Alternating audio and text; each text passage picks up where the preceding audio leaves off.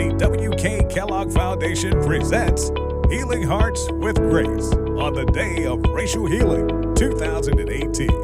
Live from the Mahalia Jackson Theater in New Orleans with jazz sensation Liz Wright, the NBA's King, Sir LeBron James, Queen Sugar's Ava DuVernay, Harrison Ford, Dwayne Wade, plus Get Out's Jordan Peele, and more special guests on Facebook Live. Good evening. My name is LaJune Montgomery Tabron, and I am the President and CEO of the W.K. Kellogg Foundation. Today, all across the country, people have come together to embrace something we call racial healing. Racial healing is a process each of us can begin as individuals, in our communities, and across society as a whole. In healing, we celebrate our common humanity, but we also acknowledge the truth about historic wounds and recognize distinct differences. Racial healing builds the authentic, trusting relationships that make it possible for people to work together. At the W.K. Kellogg Foundation, we see this as a critical pathway to creating truly equitable communities, communities where all children can grow and thrive. The concert you are about to watch and the other performances and programs featured in this live stream are all part of racial healing. When we gather to tell stories, to share music, or to express our truth through poetry or the visual arts, we open ourselves to transformation. In listening, in learning, and in honest dialogue, we turn away from the centuries of racial hierarchy that have kept us apart. At this moment in time, the National Day of Racial Healing is more important than ever.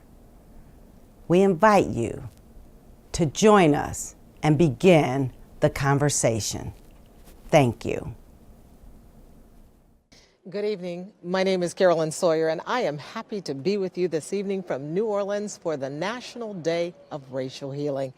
For the next hour, we intend to provide for you programming that allows you to hear the voices in the discussion on racial healing.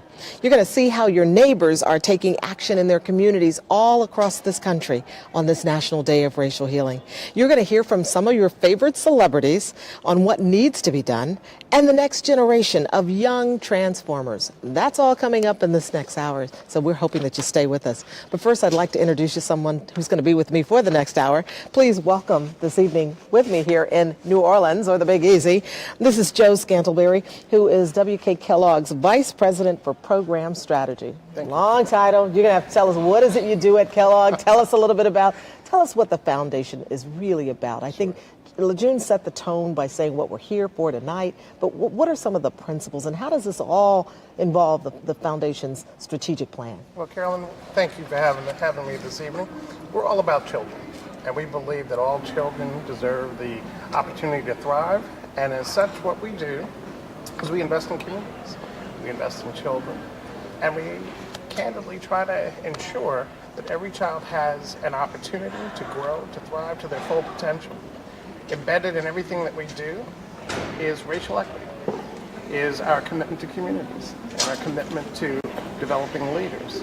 And in such, when we think about this day, the National Day of Racial Healing, frankly, it's a day to celebrate some of the things that communities are already doing to, as LaJune shared, to address racial equity, through racial healing, through truth, and frankly, through transformation, beginning the transformation that our communities need so that all children can thrive. That's what we do. And you guys didn't just start talking about racial equity. It's been a few years. It's been a long few years. Our Board of Trustees and leadership began the conversation, I would say, 2 decades ago, and then made the commitment to explore racial healing through a series of conferences that resulted in, frankly, some learnings. We began to understand with practitioners across the country that there were things that we can do to bring people together and to create a wholeness in communities that have been fractured by our long history of racism and structural racism in the country.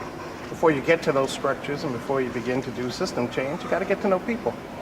And we're discovering that, as Lejeune shared, we've got to listen to each other's stories, lift up the truth of our particular experiences, and hear one another before you can begin to do work. Now, through this campaign, people hear a lot about TRHT and places. And what does that mean? Sure. Well, let's start with T, truth. Sometimes it's hard to hear the truth. But in communities like Richmond, they took the time to talk about the fact that Richmond at one time was the largest interstate slave market. It was also the seat of the Confederacy. They took the time to explore that past versus rolling it over, versus hiding from it. And as a result, they began to be one of the first cities to elevate reconciliation and really, frankly, reconciliation around their history of slavery. That's a powerful thing in the seat of the former seat of the Confederacy in the state capital. Very powerful thing. So telling that truth brought people together, and they continue to do work together. The second thing is racial healing. How do we actually begin to listen to one another, hear one another? What we've learned is that there are many ways of doing that. We've chosen a particular path that brings multi-sector partners together from business, private, public, philanthropy, community groups, and frankly, gives them an opportunity to hear one another in places like Chicago, Selma, Dallas, Baton Rouge, New Orleans, Alaska, Buffalo. Ways of coming together and hearing one another in LA and Battle Creek and Lansing and Flint. These are communities that we are familiar with because of lots of the common distresses that we hear in the media all the time. But these are communities that also resolve not to stay stuck in the pain and to try to really think through how do we come together as a whole. You guys are doing some incredible work. What are you seeing as the outcome thus far? Well, there's been a lot of great progress. In a city like New Orleans, with the help of the William Winter Institute, they adopted a welcome table approach that brought communities together. They had 6 communities and then 2 additional bodies come together around this idea of coming together, convening, and hearing one another. One of the most powerful was a group of partners who came together, both mothers who were the victims of violence and whose children were the perpetrators of violence. They came together to hear one another and support one another, because for any parent going through that kind of pain, it's traumatic, powerful. Similarly, the business community came together in a civic umbrella to hear one another at a table and to think about issues around equity. What we hope that will yield over time is frankly more opportunity for everyone in the city and not just a few. Well, you rolled off 14 cities, and we're going to try our best to get to every one of those cities this evening so that we can see what was actually happening today on this day of racial healing. We're going to start with Battle Creek. Joe was just saying he's happy he's in New Orleans. It's cold there. Look at that, Joe. There's snow coming down, but committed to the cause. You have the hearts and love, preaching love. These are hundreds and hundreds of school children that were brought into the auditorium in town for the National Day of Racial Healing. They were excited not only to be at a school, but to hear a great message. You can see it is packed in there. And those students came together to hear, not just from Lejeune, who had a powerful message for the students about the work that has to be done. And they are the next generation. But they also heard some music later in the day, and we're going to talk a little bit more about that and some of those other locations as we continue on this show tonight for this next hour. What we're going to do, because one of the things that we're doing, which is real extraordinary, is we are coming to you through Facebook Live. Yes, bravo. I hope you're watching. And we're hoping that you're actually giving us some feedback on what you're seeing and what you're hearing and what you might be doing in your community. We have for you this evening, a social media producer, and she's with us now. Her name is Roshonda Pratt. We call her Ro. Ray, you've been watching the feeds, right? What are they saying? What are they saying about this day of racial healing so far? So excited, Carolyn. The party started in Battle Creek today. Yes, it did. Yes, it did. The kids had a great time, and we were on social media earlier today monitoring the feeds to see exactly what you guys are talking about and what we see going on out there. In Battle Creek, the kids were partying with J Period, a well-renowned mixtape DJ. And the whole point of today's event, much like what we saw in that piece earlier, is they want to inspire young people towards unity and collective action through an entertaining and informative art and music experience that provides racial healing and a narrative change. So, of course, you can go and follow the Kellogg Foundation on Instagram to see what you missed today across the nation, from the West Coast to the East Coast. And, of course, make sure to stick around and watch us on Facebook Live. Make sure you use the hashtag #LiveFromNOLA. Post your comments and your questions, because we'll be answering those live. Right here. Absolutely. She'll be back. She's going to keep us posted. You know, this is a challenge for me, so that's why I brought her in here to help me out in terms of the interactivity, and we want that. We want you to give us that feedback as we are going through this show. I will tell you, we have had a lot of support from cities. Cities have come to the plate big time to support this day of racial healing.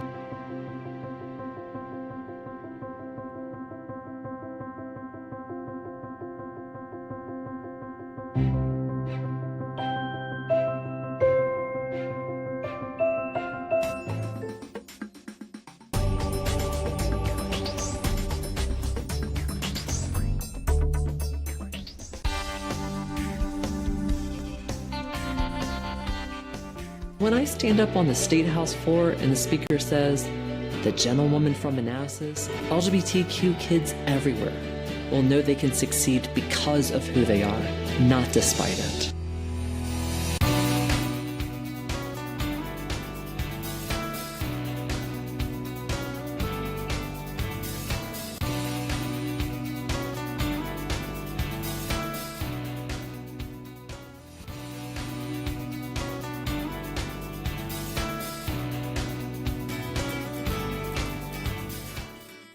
Collins came to the U.S. as a refugee from Liberia almost 30 years ago. Collins will be the first black mayor of Helena and the first in the States. I'm still trying to take all of this in. When we fled our country, we were thinking about getting a second chance at life. And this country provided that second chance.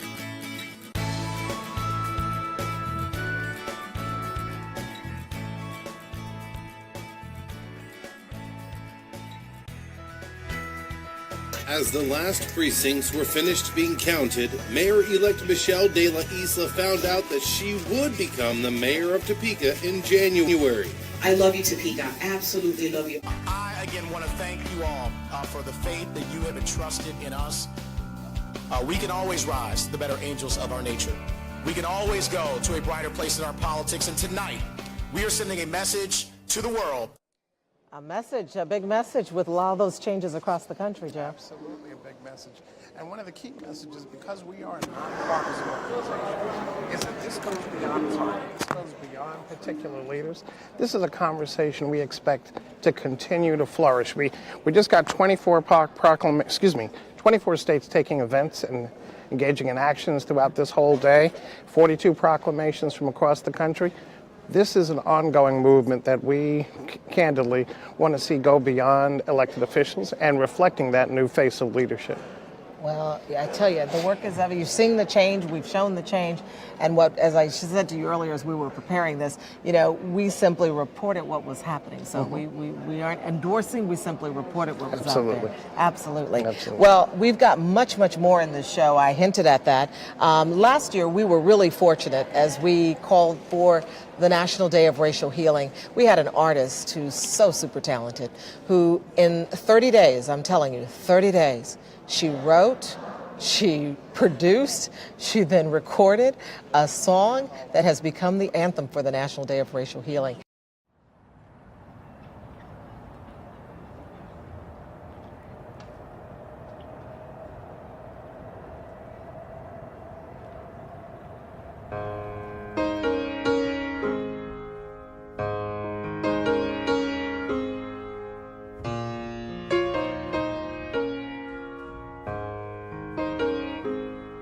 This old house Walls are crumbling underneath a painted sky,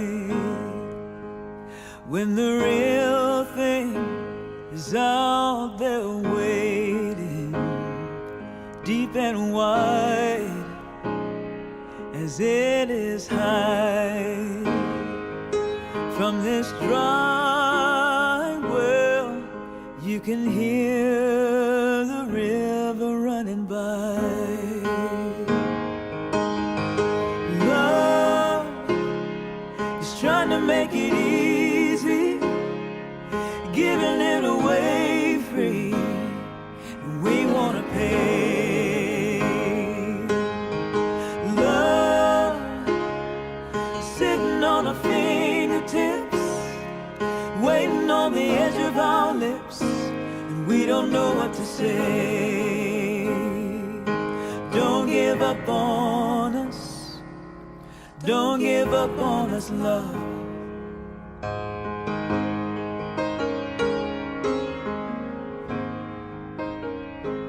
From where I stand and from what I've known, you should be a stranger at my door.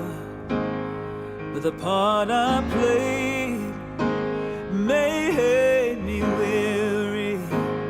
I don't want to be that, no, not anymore.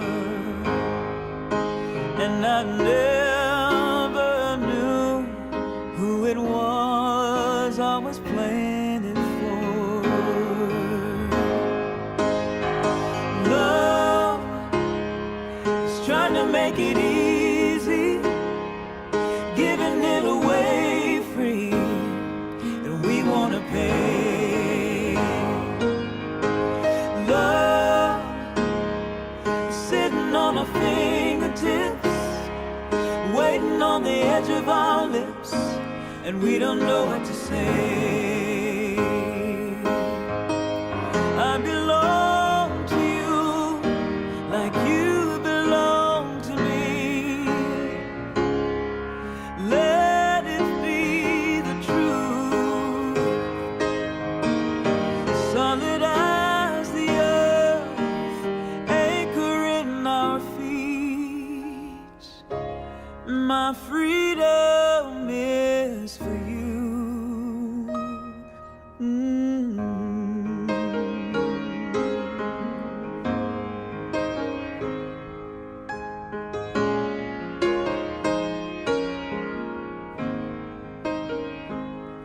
Well, this moment, it might be perfect for coming out from under a painted sky. Love is trying to make it easy, giving it away free, and we want to pay.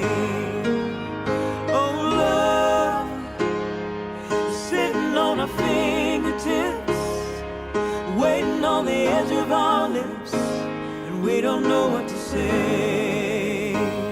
Oh, don't give up on us, don't give up on us, don't give up on us, don't give up on us, love.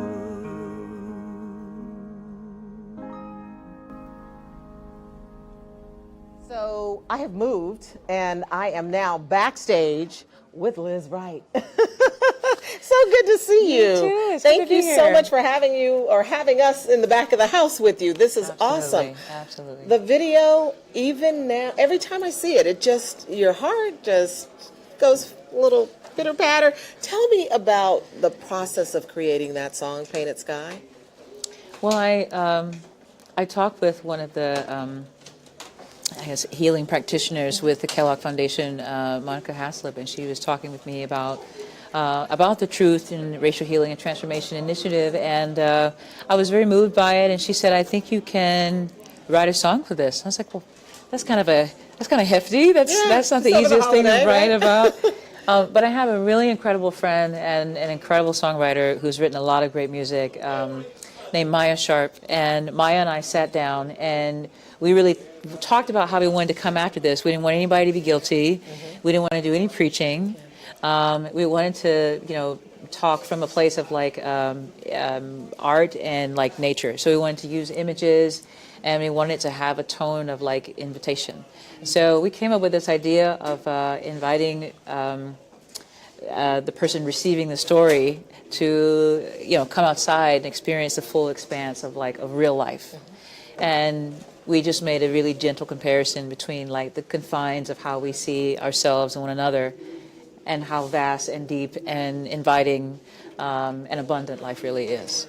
Nature plays a big role in your life, huh? I was checking out your album cover. Where were you? I just want to go and see where you were for shooting that album cover. And you looked amazing.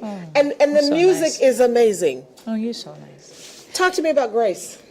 I was on Driftwood Beach, which is a part of Jekyll Island, the Georgia Sea Islands, which is where my mother is from. And for this whole record, I kind of went along my whole family landscape, where my father was raised and my mother. And so this was me and on my mom's turf. I was about 20 minutes or 30 minutes from where she and my family there grew up. And this was in the morning, just my clothes, something from the thrift store wrapped around me. Okay, just something to just pull out of the closet there. In the album, what were you trying to say about Grace? I was really trying to find a really fun and beautiful way to hint that, Grace is probably our original state, and we are probably working very hard to keep up with all of these divisions, and we are probably very vast and very powerful and quite capable of, not only tolerating and embracing, but finding treasures in our differences.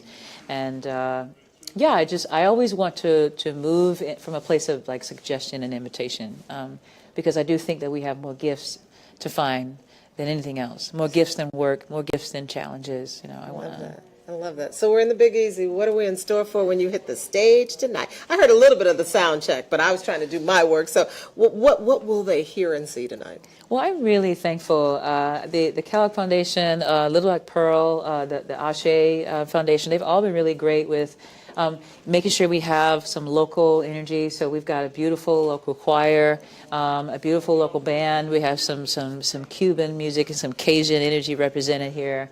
So I'm really happy they're opening the show and supporting, and then we're gonna bring Grace and some other stuff. Grace and some other stuff. Well, we thank you. We thank you for stopping by. We know you got to get back and finish getting ready for the show. And we thank you for the gift of allowing us to share this with the world with this Facebook Live. My we pleasure. really thank you for that. And, My pleasure. And I look forward to the show.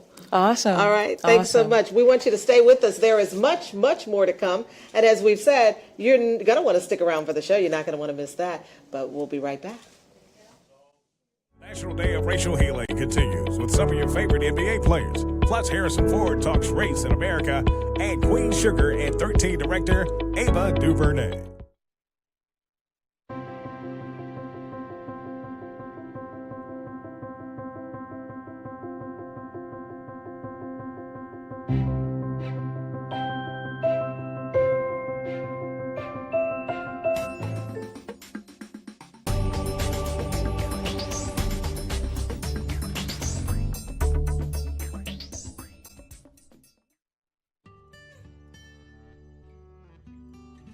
I feel like the way we talk about race is broken right now.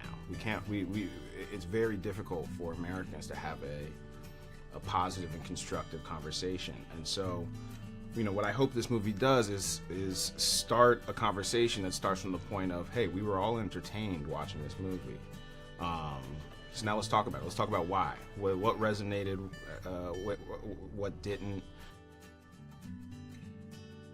Welcome back. We're continuing our show this evening as we move forward to the concert with Liz Wright. She was awesome. It was great to speak with her and to hear a little bit more about the music and what inspires her. We're also watching what you're saying on social media this evening. We've got Roback here. What's happening while we're talking? They're texting, right? Yeah, you know, you're not the only one that was excited about that Liz Wright interview. A lot of people who are watching us right here on Facebook Live. Here are some of the comments. We have Linda who says, such a gorgeous song.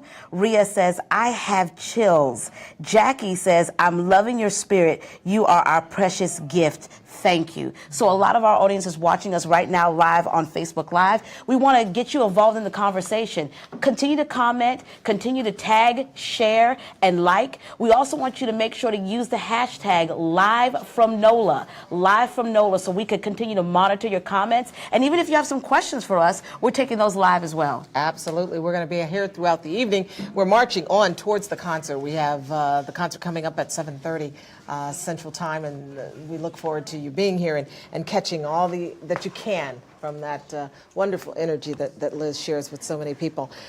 It's been a busy day, as we alluded at the very top of the show, across the country, with there being celebrations for the National Day of Racial Healing. We have gone from West Coast to East Coast, and we have had the opportunity in going from one side of the country to the other to see the different ways that people have been recognizing and acknowledging the fact that we do, in fact, need to heal. And what you heard at the very top of this show was the president and CEO from W.K. Kellogg Foundation sharing with you the thought that you can do that healing through music. She often likes to say to me, Carolyn, we have to work on the head and the heart. And so we're healing and working on the minds and the hearts. And we wanted to share with you a little bit more. I think you heard Joe mentioned early on that there's a lot of work that has happened here in New Orleans, and we heard from the mayor's office as well. But we want to talk to somebody who's here on the ground doing a lot of that work, and we've got her here with us now. Please welcome to our set, Rosa Gomez Heron. Thank you for being with us, Rosa. Thank you for having me. It's a pleasure. Appreciate it. Tell us how your work here in New Orleans with the TRHT. We started out at the top talking about TRHT. What does that entail? So for us at the Foundation for Louisiana, we have been working in New Orleans and Baton Rouge with advisory committee members in each city. So we have a wide range of people who are advising us through the process, but who also are our mentors and our guides. And so with them, they have given us a lot of ideas of what this work would look like on the ground.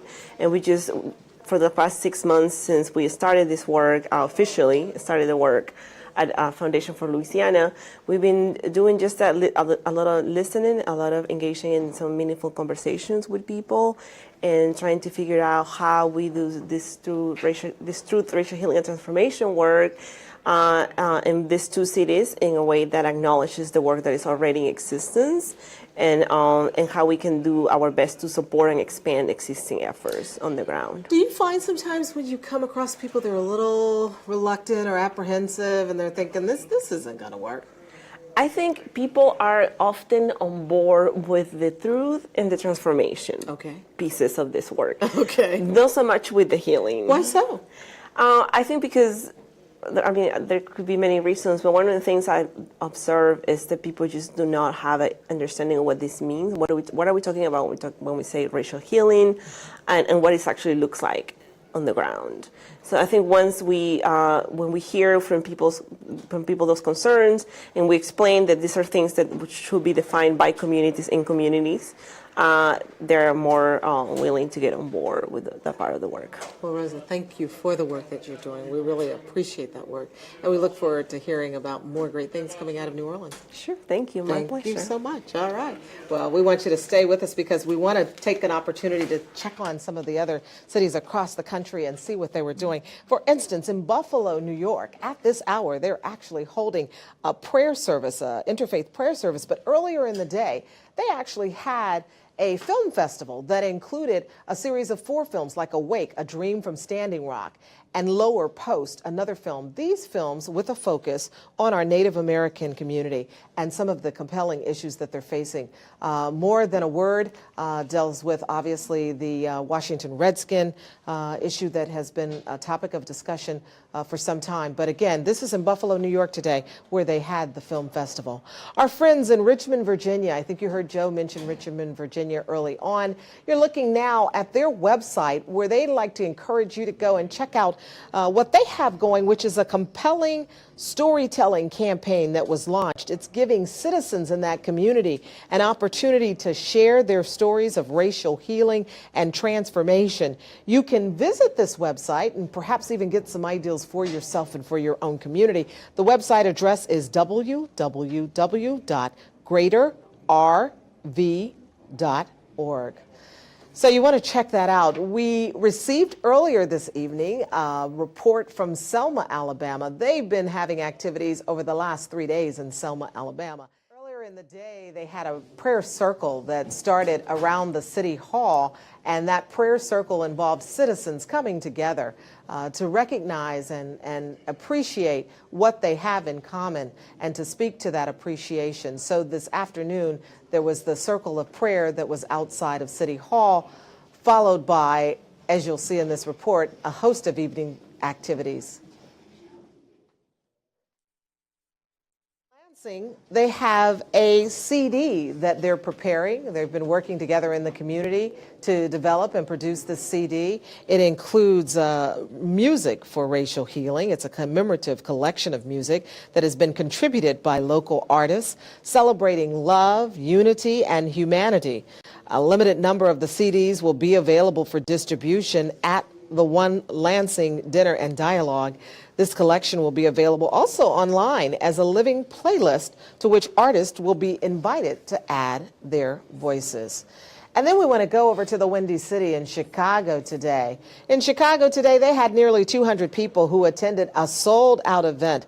What is Our Story was the name of that event at the Illinois Holocaust Museum and Education.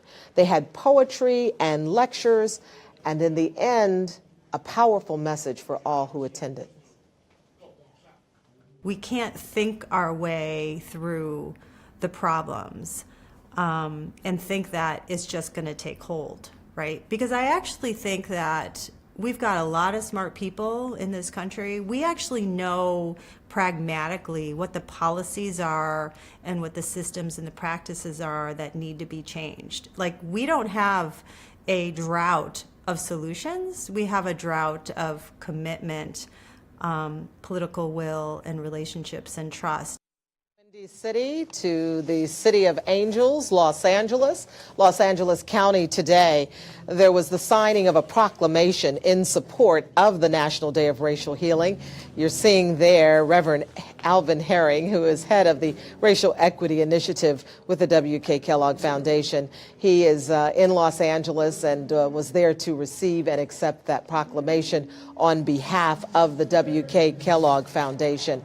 It's been quite a day for Alvin. I think he would admit himself. From the left coast to the right coast, from the heartland to the deep south, everywhere that you can turn in every direction, some community is celebrating this day, and what they're doing is amazing.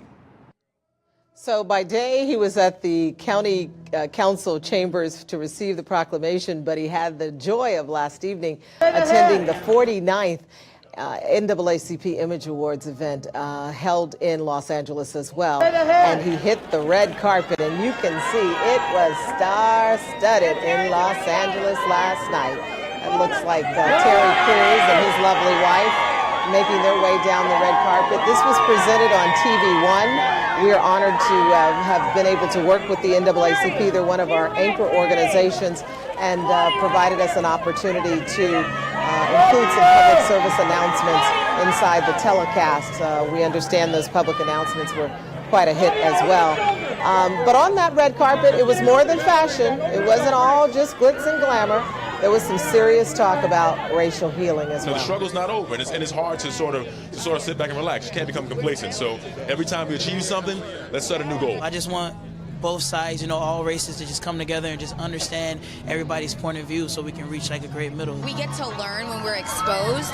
It's nice to have your safe space, but when you're exposed and you're able to be around different people, you just get to broaden your horizons. First of all, we got to vote. A lot of Americans don't think it's important to vote, but that's your most pertinent tool is voting. To ensure we have equal access to opportunities is a result of public policy. So we got to start with the vote and then address the other issues. Hollywood's been a buzz. We're again right here in the Mahalia Jackson Performing Arts Center in New Orleans. We're backstage. We're getting ready for the start of the Liz Wright concert. So bear with us. You might hear a little sound in the back. Many of the local New Orleans artists are participating in a program that will start in advance of her concert. So we're going to just rock and roll. But I mentioned to you, you can see the stage there. They're setting up. And I think Liz shared with us, there's going to be a wonderful blend of not just jazz, some Caribbean influence that we'll see out there tonight. I can't wait to get out there and check out the show. It's going to be fun. That's right, Joe. We're going to go ahead and get through this show so we can go get us some good seats. In Hollywood, it's been a buzz. You've probably heard some of the conversation about Oprah Winfrey's speech that she did at the Golden Globe Awards that was held about 2 weeks ago. Well, we received some video late last night from an artist who wanted to remind us kind of what Kellogg has been saying all along, that you can be influenced or inspired and then use your creative voice to make a difference. And we thought you might want to check out what Bernard Jackson, the artist, paints following the words of Oprah Winfrey. What I know for sure is that speaking your truth is the most powerful tool we all have. And I'm especially proud and inspired by all the women who have felt strong enough and empowered enough to speak up and share their personal stories. So I want all the girls watching here and now to know that a new day is on the horizon. And when that new day finally dawns, it will be because of a lot of magnificent women, many of whom are right here in this room tonight, and some pretty phenomenal men fighting hard to make sure that they become the leaders who take us to the time when nobody ever has to say, me too, again. Bernard wasn't the only person impressed. Ivanka Trump also tweeted after Oprah's speech, calling it inspiring. At the let's all come together, she wrote, women and men, and say time's up, #united. Lots of inspiration, lots of inspiration. And we caught up with Oprah Winfrey backstage, and she had some reaction to her speech as well. But I think this is a historical moment because I think change is really not just on the horizon, but imminent. You might recall in the following week, Gail, the best friend, and Oprah were all talking down the rumors that she might run for president. But we found that director Ava DuVernay, who is also a friend of the foundation, she echoed Oprah's thoughts on the time. This present moment is not unique, that this has happened before, that it's been fought before, and that we will continue to survive. So social justice is about changing the narrative, and many young people are involved in such a discussion at some of the HBCUs across the country. One of those programs is working to equip the next generation of filmmakers. In fact, this story you're about to see, it was produced by a young student, Jalea Jackson. It's important to have more Black filmmakers in the industry because we deserve to have creative control over our own stories. For years, Black people were not allowed to control our own narrative. Giving us the camera allows us to tell our story from our perspective. Once we have more films that discuss these topic matters, then we can start having more conversations about racial healing. On this second annual National Day of Racial Healing, we reaffirm our dedication to addressing issues of racial injustice throughout our communities. By adding more Black filmmakers to the industry, we are reclaiming our narrative. Film enters into our subconscious and shapes the way that we view the world. No one can tell our stories and speak our truths better than us. Many of us, as we got older, were always discouraged when we talk about our pain, our past, our history. But I feel like with the HBCU Storyteller Project, that we can actually make something happen. Coming from an HBCU has allowed me to see the beauty of young people that not only look like me but think like me come together from all different socioeconomic backgrounds to have some open dialogue and speak about issues that affect who we are as a people. Through this program, we're going to highlight unsung heroes in our communities. We're going to create films that allow us to address social issues and start conversations among audiences to confront racial bias. National Day of Racial Healing continues with actor Harrison Ford, NBA players LeBron James, Dwayne Wade, Carmelo Anthony, jazz sensation Liz Wright live.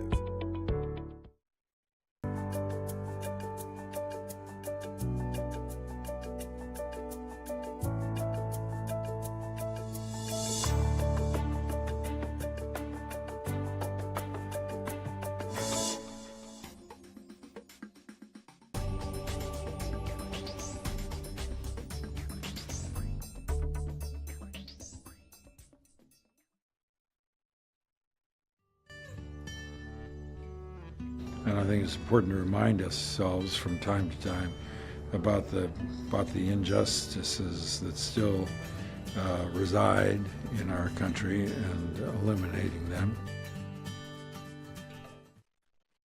Lots of thoughts on diversity. Thank you, Harrison Ford, for sharing those thoughts with us this evening as we share this day of racial healing with the world. The Baltimore Orioles had an interesting take on diversity just last month. We hear about people on social media sometimes going a little too far. I loved this, though. The Boston Orioles organization said, "A common love of the Orioles is what brings everyone together on this page.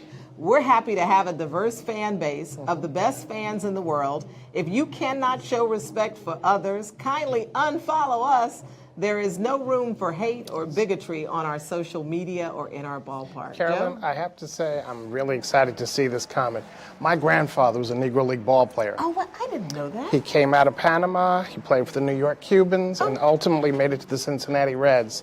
So he came at a time when that exclusion and separation created hardship, created challenges, even though he was a great player into, I won't say how long he pitched, but I'll say that they thought enough at the end of his career to bring him up into the Reds as a left-handed specialist. Wow. So for all the baseball geeks out there, you know what that means. How's your arm? I got nothing. I got nothing. Oh. But to see that is a really happy thing to see coming out of Baltimore. Oh, it was powerful, and of course it occurred last month, and it was around the holidays. And I guess there's always a backstory, as we say. They were trying to acknowledge the celebration of Hanukkah, Christmas, and Kwanzaa. And so someone attempted to be disrespectful, and as the kids say, they clapped back and issued that statement, which I thought was real powerful, and I appreciated that, and we wanted to share that with you. A lot of people sometimes struggle with how do we handle it? What do we respond with, or how do we come back with it? So we appreciate that. Well, here's this next story. You ready for this? We covered all the big stories over the last year. This one was Colin Kaepernick, the cover of Time magazine. Colin took a position to kneel during the national anthem, which created great debate, some consternation, some comments from all over the world. But before he took that kneel, many people don't remember there were 4 NBA players. And those NBA players took to the stage of the ESPY Awards and set the tone, according to them, on how we should handle healing in this country. What a lot of people didn't know, though, is that before they did that, they had to go through a very deep, intense thought process. And I wanted you to see what that was like. They let us look into behind the scenes.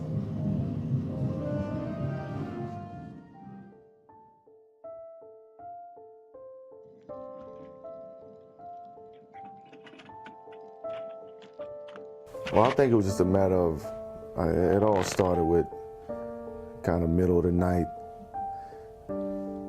venting on Instagram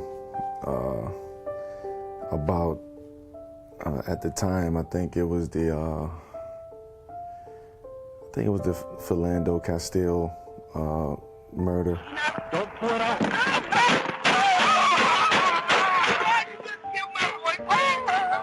He said, maybe y'all kids are too young, but have any of y'all let your kids see either of the videos from Baton Rouge or Minnesota?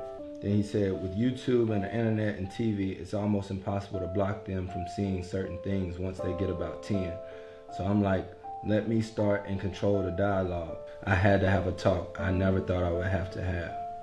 We all feel helpless and frustrated by violence. That's not acceptable.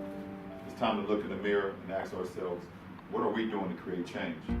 Through all those stories, when I read those names, the names that were just ringing in my head the whole time was Chris Paul II and Cameron Paul, which are my kids. And I couldn't imagine having to bury one of my kids, a brother, a sister, anybody.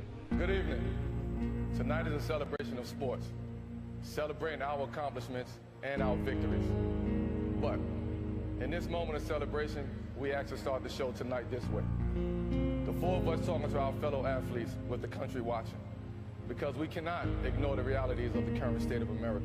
The thing that I'm most proud of is how serious we all took the responsibility of doing this. Now, as athletes, it's on us to challenge each other to do even more than what we already do in our own communities. And the conversation cannot stop as our schedules get busy again. It won't always be convenient. It won't. It won't always be comfortable, but it is necessary. You know, we'll never forget, but hopefully it really is the start of change and nobody forgets. And most importantly, go back to our communities, invest our time, our resources, help rebuild them, help strengthen them, help change them. We all have to do better. Thank you.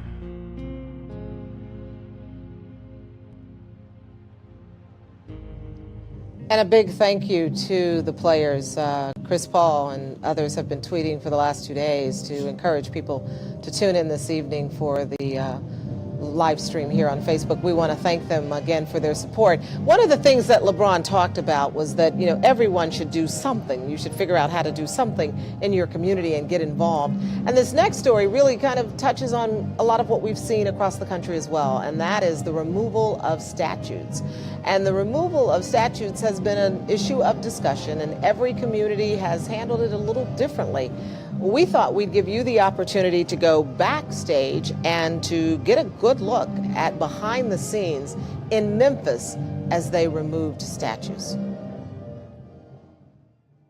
Primarily, I want everybody to come out of this project safe and sound, and ultimately that the outcome will have the right positive impact on our city.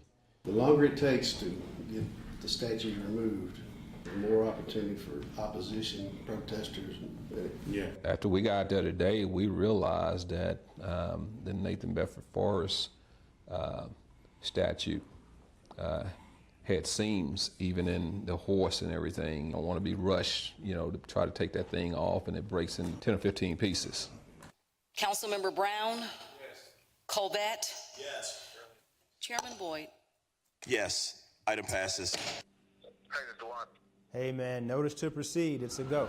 The law in general allows a city to sell property to a private entity, and the law allows a private entity to remove a monument from private property. So to me, the law is pretty clear. You had them in a public park that's supposed to be a place of peace, a place of joy, a place where you take your family and enjoy the outdoor atmosphere.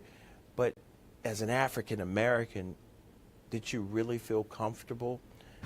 It is a momentous occasion for Memphis, but in the shadow of MLK 50, the question on our minds is, where do we go from here? So, of course, in Memphis, they'll be trying to figure out where to go forward and how to move forward, but an interesting perspective on how they handled it when you look at some of the other communities where this has come up across the country. Sure. As communities grapple with imagery and art, it's part of narrative change. How do you tell the story of your city in an inclusive way? I thought what Memphis did that was very elegant and really thoughtful was that this was really, an economic decision, right? They sold a statue and are thinking through how they want to represent that statue in some future creation. And I think that was very wise because the history is there. It's not going to change. What happened, and the stories are there. But now tell the full story, and then tell the story going forward. What is the new story about a city that's all about all of its people? You saw the similar thing here in New Orleans, where they made some decisions around statues, but then ultimately decided to really take it from the frame of what is the story we want to tell about our multi-ethnic, Afrocentric, creative, beautiful, Northern Caribbean, Southern city. How do we tell the story of who we are? And I think that that was very creative here as well.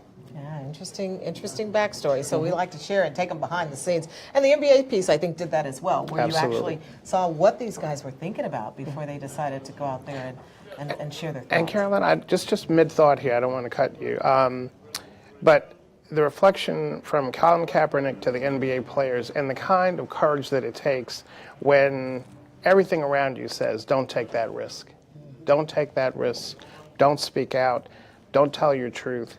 And I really appreciate what I heard Dwayne Wade say, which is this is more than charity. This is more than just some moment or some giving. This is about actually representing a new face. And for the NBA players to do that the way that they did, if I had, I'd tip it. And to encourage others. We really Absolutely. appreciate that. And they've been big cheerleaders since year one. I have to say that since year one. We've got people talking, huh, bro? Yeah, we have a lot of people who are chiming in on social media, who are using the hashtag and posting comments. And one viewer said, explaining racial healing to people is a challenge sometimes because it has been wrapped with negativity by some who don't understand that it's actually a positive movement. Well, let me take this one. Please.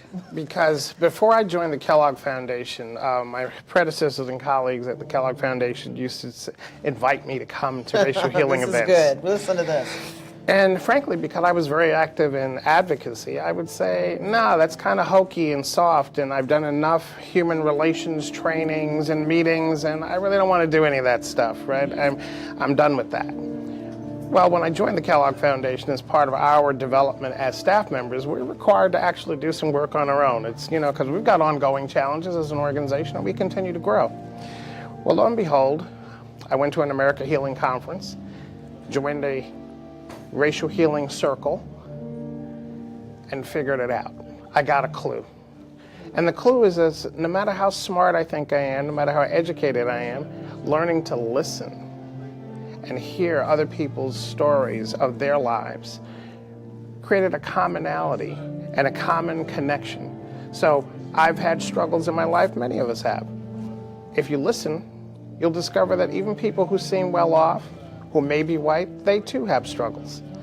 And that commonality, that human connection is part of what racism strips away from us.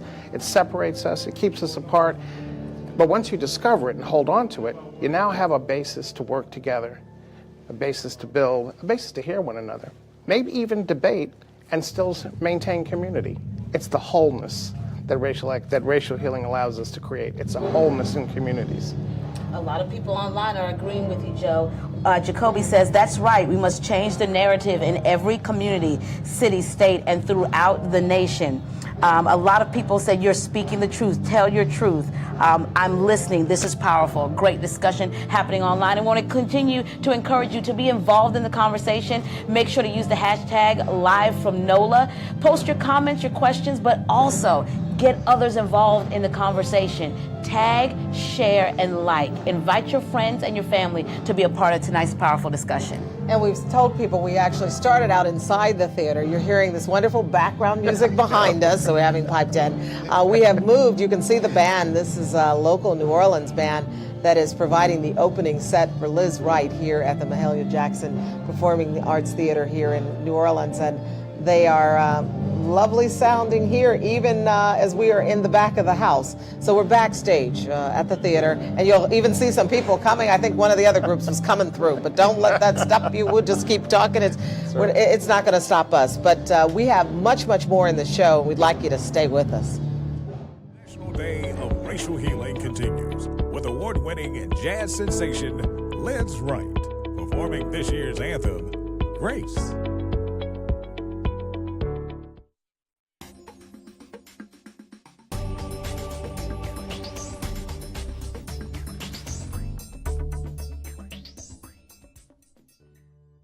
Because whether you're a farm worker or, you know, a young black man in the segregated South, or whether, you know, you're an Asian American facing injustice, or a Filipino American, it's all the same fight. It's the fight for social justice. Back to our program.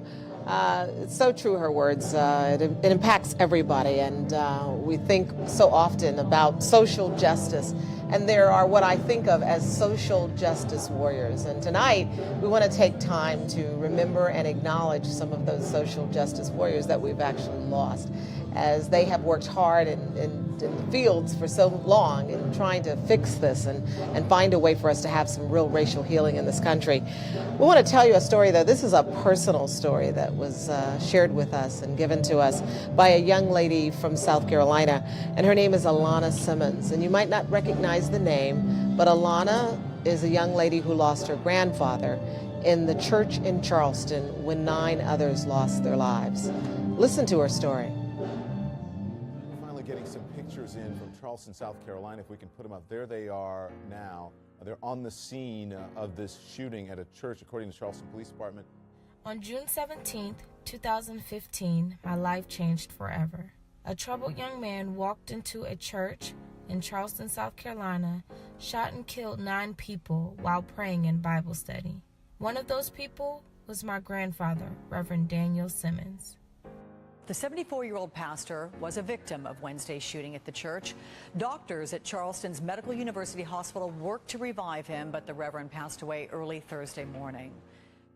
In the most trying hour of our lives, with the weight of the world on our shoulders, my family and I started a movement, beginning with forgiveness. This is proof, everyone's plea for your soul is proof that they lived in love, and their legacies will live in love. So hate won't win. There's a woman here who lost her grandfather in the racially charged church shooting that took place in South Carolina last year. She's made it her mission to turn that tragedy into something positive. Please welcome Alana. The purpose of this crime was to initiate a race war. And at the bond hearing of the shooter, I told him that although my grandfather lived in love and preached love, you know, he died in the hands of hate, but hate won't win. And before I got out the courtroom, it was a nationally trending hashtag. So we used that hashtag to create a social media challenge. And we challenged people to go out, show an act of love to someone who's different with the hashtag hate won't win. Wow. And we'll rise up. Our purpose is to create a more culturally cohesive society that appreciates and celebrates differences instead of allowing them to divide us. Through implementation of several initiatives that focus on awareness, healing, and equity, the Hate Won't Win movement intends to unite our society through the heart.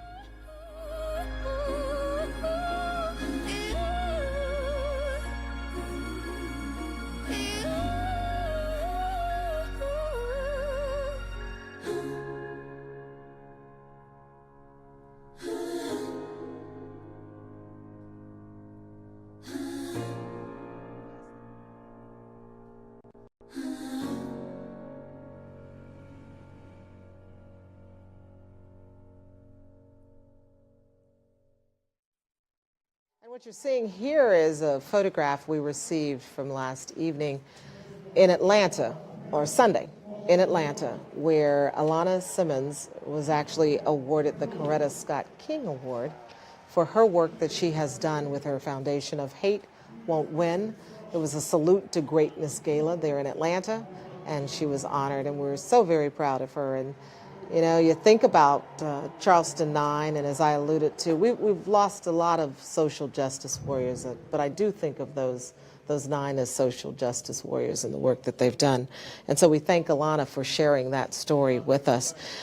We want to check in on our social and find out what some of your comments are. Are you watching? What you got to say? What do you think about what you've seen so far? And we've got Ro here to share that with us. Ro? Lots of hearts. People are loving the broadcast. They're saying that this is definitely needed.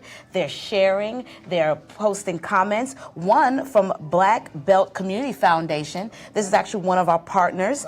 And they say, final concert. They're talking about what they're doing tonight, and they're very excited to be joining into the broadcast. Absolutely. They are having a huge concert. We went earlier and we showed you where they did the prayer circle outside of City Hall, which was pretty powerful. You know, they really do. I was reading some remarks on some of the notes, and they were saying they really think of that as kind of the center of social justice and economic justice and the change that we're going to see in this country. So we appreciate them dialing in and posting and letting us know that they were watching. And speaking of a partner, we have Reverend Herring, who's watching us live. Hello. He said, we tell the truth, we heal, and we transform our country. Yes, we do. And we heard him this afternoon loud and clear from Los Angeles. Thank you for joining in, Reverend Herring. We appreciate that and appreciate you being out on the West Coast. He had some tough duty on the West Coast, accepting the proclamation, but also participating, as we showed, on the NAACP I was event. waiting to see him on the red carpet, though. Well, you know, everybody was on there. That's a madhouse out there in Los Angeles. What else you got on social? Cindy says we have to build the beloved community one person at a time. #Grace, #racial healing. Fantastic. We also have excellent discussion. Thank you so much, Joe. Thank you, ladies. Keep the message alive. Exactly like Martin Luther King Jr. said, it's about having faith to take the step even when you don't see the whole staircase. So a lot of you are involved in the discussion, and we want to keep that going. Absolutely, absolutely. And let me just say, this movement called racial healing, I think Alana Simmons is a perfect example. Yes, we're losing leaders, but we're also gaining new leaders. There are new voices. We have dreamers who are raising their voices and saying, don't close the door to us. We've been here. We're part of America. We've got young people in communities in Flint, in Lansing, who are joining with others to actually make sure their voices are heard. I had the privilege in September to go to Alaska. And the snow hadn't come in. It wasn't cold. It was actually a very beautiful trip. But I had a chance to meet with Liz Medicine Crow there and to learn a bit about what the First Alaskans are doing to actually elevate the conversation of the Inuit people and all of the peoples of Alaska. It's a very diverse place. It's something you wouldn't see or hear about. But the bottom line is that there are systemic issues, and those systemic issues are you have to talk about them. You have to tell the full story. And in telling the full story and that full truth, then you can begin to talk about, well, what do we want to do about this? And what they're finding is that, you know what? We can do this. We can do this. This is not something that's too hard for America. And I mean all of America. So I know we got proclamations from Kentucky, places that we haven't done a whole lot of work ourselves. But they're talking about it. That starts the so conversation. There's a movement, and there are new leaders coming forward. Absolutely, and that's what this is about, and that's what's so exciting about us doing this Facebook Live, is that we have the opportunity to reach so many more people. This initiative started last year, and the attempt has been to take this so much, not to totally do away with research, right, but to take this to a level where it is a discussion around your dining room table. That's right. It's a discussion around your dinner table. It's a discussion in your office in how we can figure this out and how we can have healing in this country. What else you got for us, Ro? Leslie, echoing the same thing that you just said, she said we can start a conversation with our friends, our coworkers, and those that we worship with. And from this initiative, we've seen a lot of interaction from places of worship. You mentioned the healing circle, Absolutely. And so you've actually been in the circle before. And I want to know, for those who are wondering, what does that entail? What does that Sure. feel like? Sure. How big is the circle? You know, what did that process feel like for you? So the circles aren't large necessarily, but they do require some preparation. They require some coaching and some intentionality in terms of how they're put together, who's in them, and then more importantly, how you begin the dialogues and the prompts that get us to talk and listen to one another. And each time that I've been in a healing circle, it's been amazing. And what's been powerful about it is that the things that I think I know about myself, I reveal and share with someone who might be a stranger. And we very quickly get to our stories. We very quickly get to the things that, because of the prompts and because of the facilitation, it gets us to open. I had the opportunity to watch the Truth and Racial Healing group from Chicago as they came together. And I have to say, when I met the Chicago group and I listened, they were all the way live. They went quickly to their issues. And now as I listen, and I heard Grace's comments earlier, I see the profoundness of their work and their patience and their intentionality. And they had a magnificent facilitator. So all said, the circles are really powerful. Very powerful. And if you have an opportunity in your community to engage, I encourage you to do it. Everyone I've always seen come out of them are like, wow, that's intense. That is really intense. What are you hearing on social? We have a lot of people who are enjoying the conversation and really excited that we're live streaming this on Facebook. We have over a dozen shares of people who are sharing this out. So we want to, again, invite you to tag, share, and like. Also, make sure to use the hashtag #LiveFromNOLA. We're monitoring that hashtag, and we know that throughout the day, many of our cities that are participating, posting pictures, posting video of what exactly is happening. A lot of people saying that, again, this is right on time and excited that we're actually doing this and want to know how they could participate. Well, that's a good question. And what I have for you, we're going to go to the website. Absolutely. Because I really want people to see this website, know where it is, and to be able to navigate that website as well. This is healourcommunities.org. healourcommunities.org. And you'll recognize it, obviously, from the beautiful blue and the Day of Racial Healing being our immediate promotion that we have there. But you'll see that button that says, Join the Conversation.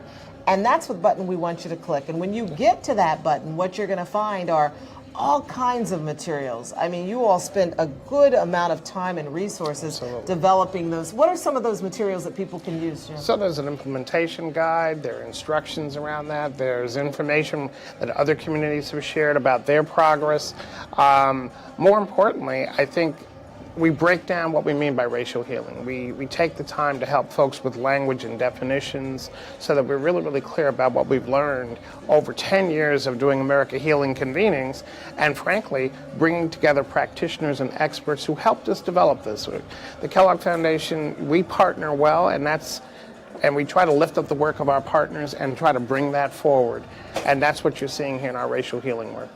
And we have on that website as well ways you can get involved. And we pulled out a couple. I think they've got a list of 10 that you can check out. But Absolutely. These were some that were really cool. And this might seem simple, but you can be a tourist in your own town. Absolutely. And just learn what is around you, where other people live in your town, how they live in your town. So you can turn into a tourist. We've been a tourist in New Orleans for the last couple of days, but you can be a tourist in your own town to learn more about that community. And there are other things that are happening. So the American Associations of Colleges and Universities, they're actually helping create centers from 30 campuses and sharing that information across multiple campuses. The American Library Association, they've created a reading list that they're embedding in all of their libraries, so that in all of our libraries, frankly, so that we can all begin to have common literature and common points of reference. Absolutely. So it's good stuff. Some great books on that list as well. A couple of the other two that were on the list of things that you can do so that you can think about in your community, because I remember when we first started it last year, the thought was, because of time, but the thought was also, it's so important that you tailor this to your community. Absolutely. And what works for you. You really don't want New Orleans telling West Virginia what to do. What works in West Virginia is the best way for you to get there. And so two of those other suggestions that I think were on the list that we didn't get to as well, we talked about creating, that there is a creation of a book list that's been done by the American Library Association, but we want to tell people, you can create a book club. Once you see the list, you could do a club. Or a movie club. A movie club. And we talked about today how in Buffalo, that there was a series of 4 movies that centered or focused around the Native American community, and those were shown this morning between 9 and 4. People had all day to kind of go in and go out, so you could do something like this.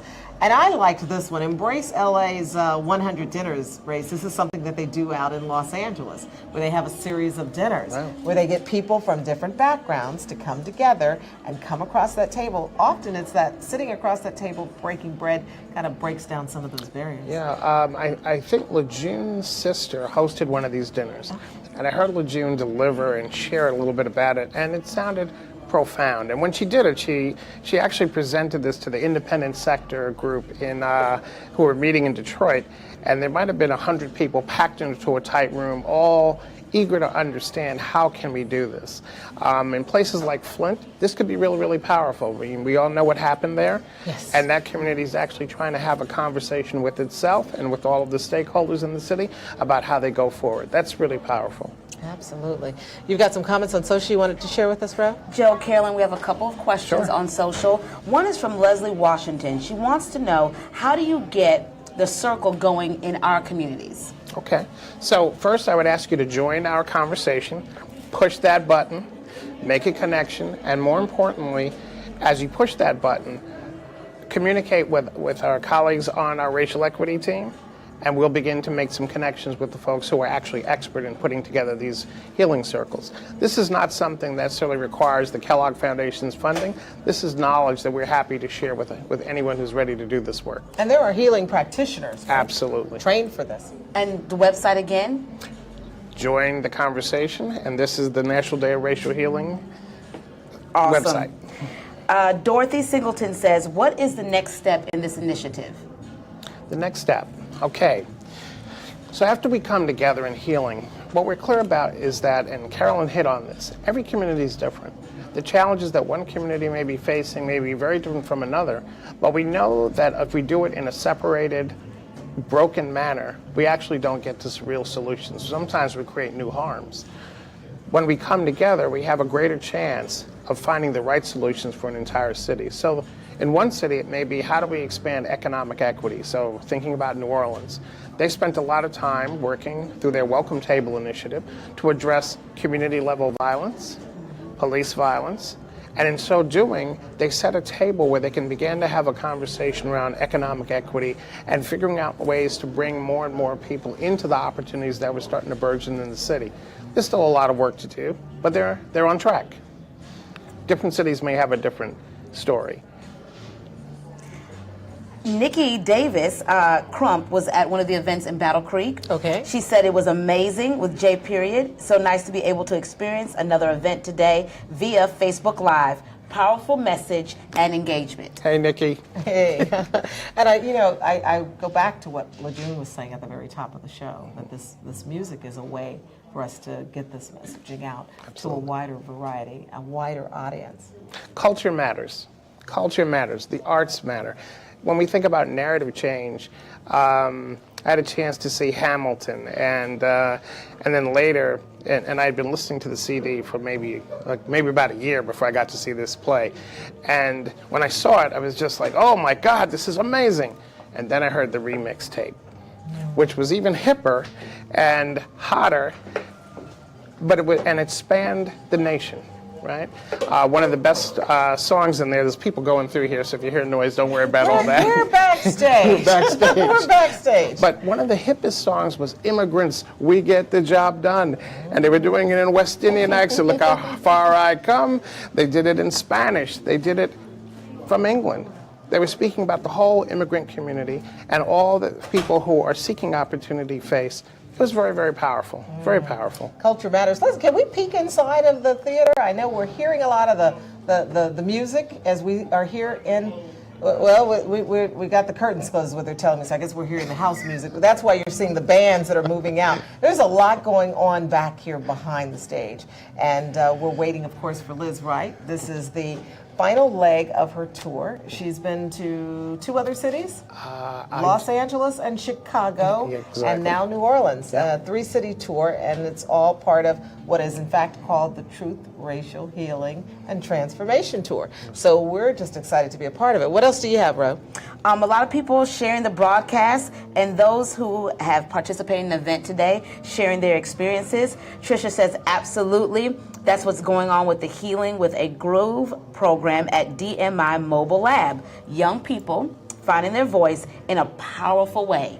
Hashtag live from NOLA. Thank you for using the hashtag. Chelsea says, having these positive discussions and targeted key topics help one to heal and express oneself. And we have others who are joining into the discussion. So again, make sure to post your comments. But if you have a question for us, make sure to post those too, because we want you to go and change the narrative and not just sit here and spectate, but participate next year. Yeah, if I could pitch a question to the audience. Okay. I'd love to hear from people who've actually been in racial healing circles. I'd love to hear what you experienced and what was different for you. That would be great. If you're watching, please share with us.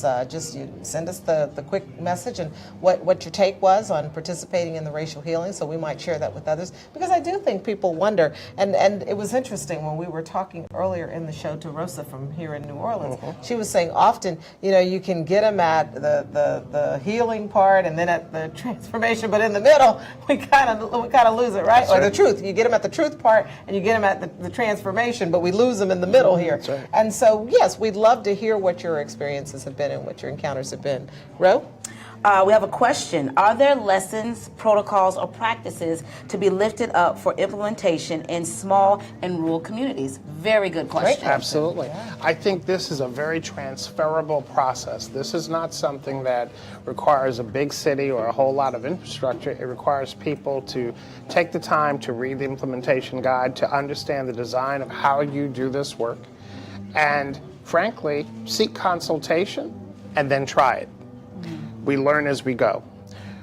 There's no magic to this. There's no silver bullet to this. This is about building relationships. And just as in any relationship, there are going to be some bumps and scrapes and some things you learn and things you adapt. And frankly, if rural communities take this on, I certainly would love to hear what they learn from it. We at the Kellogg Foundation will have to incorporate that in our learning, because part of this is frankly sharing across America. We believe this is a movement for America. And this is a tool. It's not a solution in and of itself, but it's a tool. Telling the truth about our experiences in America, our history, our pains, really figuring out how do we racially heal in any particular community. And it may be different. Colonization, if you're in New Mexico, colonization is a real thing. That might be something that has to be spoken about with a different kind of perspective, with a different telling of the story. And then getting to the question of transformation. We don't speak about reconciliation here because, frankly, we began divided. We began apart, constitutionally, state by state, historically, apart. We don't want to reconcile back to that. We're actually trying to transform forward. And that's really what this movement's about. And each community will decide how it wants to do that. One of the questions someone asking online is, are we going to carry the concert live? We are, and I'm glad you asked that question. And you know what they say, let's just be real. No, if you've ever been to a concert, your ticket might say 7:30, and the concert might start a few minutes after 7:30. So we're scheduled for 7:30. We are being told that they are preparing. That's why they were telling me a moment ago that the curtain is down. And so the curtain is down, and we are being told that the concert is going to start shortly. But most of us who go to see live music, we appreciate that it's live, but it doesn't happen like clockwork, right? So just bear with us. We're going to get there. We're having a great discussion, and I'm loving hearing your comments. We are appreciating your patience. I'm telling you, you're in for something very special. It'd be worth the wait. I think so. Any other comments, Rob? Trisha says, I participated in one a year ago in Nashville called Diversity and Dialogue. Here we go. It was later named Study Circles. It was an eye-opening and transforming, simple but sincere dialogue in a safe place. We used that model as the first lesson in our HWG program. Wow, that's great to hear. Thank you for sharing that. I think a big part of the racial healing circle and the coming together, frankly, is an acknowledgement that we're all affected by race, and we all contribute in maintaining a system that, frankly, has outlived its usefulness. We're all partners to this, and I think part of the healing circle experience is that it helps to pull that apart and helps frankly, helps all of us become more conscious of how we contribute to maintain what is.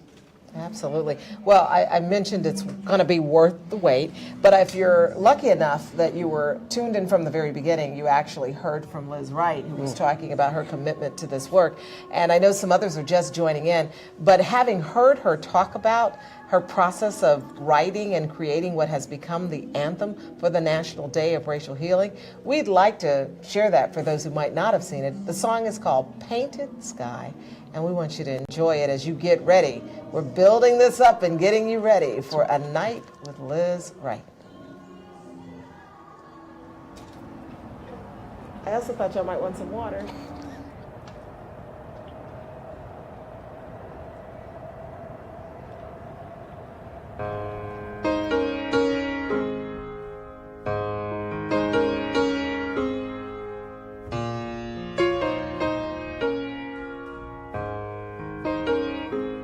In this old house, walls are crumbling underneath a painted sky. When the real thing is out there waiting, deep and wide as it is high. From this dry well, you can hear the river running by. Love is trying to make it easy, giving it away free, and we want to pay. Love sitting on a fingertips, waiting on the edge of our lips, and we don't know what to say. Don't give up on us, don't give up on us, love.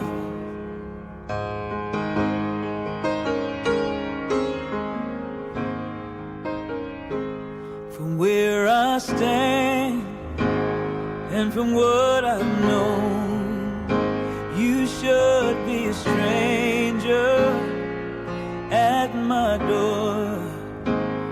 But the part I played made me weary. I don't want to be that, no, not anymore. And I never knew who it was I was playing it for. Love is trying to make it easy, giving it away free, and we want to pay. Love is sitting on our fingertips, waiting on the edge of our lips, and we don't know what to say. I belong to you like you belong to me. Let it be the truth, solid as the earth, anchor in our feet. My freedom is for you.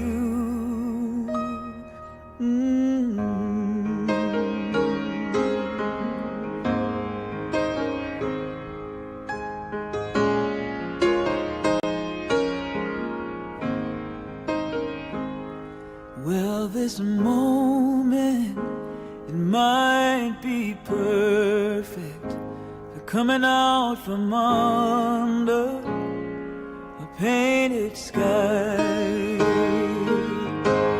Love is trying to make it easy, giving it away free, and we want to pay. Oh, love, sitting on our fingertips, waiting on the edge of our lips, and we don't know what to say. Oh, don't give up on us, Don't give up on us. Don't give up on us.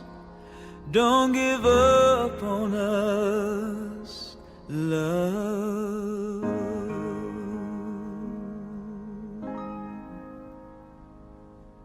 Ooh, that song gives you chills every time you hear it. It is absolutely beautiful. Well, this has been a beautiful night. I'm going to tell you what I'm hearing in my ear, and I'm getting signs on the side. This is what happens when you do a show live. They're telling me 8 o'clock, and we're about 2 minutes away. And I would be remiss if I didn't take a few moments to let you know that this would not have been possible without scores of people. We're talking truckloads of people, but lots of people working behind the scenes to make this happen. And I want to take a minute so that you can see and meet some of those people and see what teamwork has put together tonight. So with that, I'd like to say thank you to our crew as we prepare to go into the concert hall. And thank you. Thank you.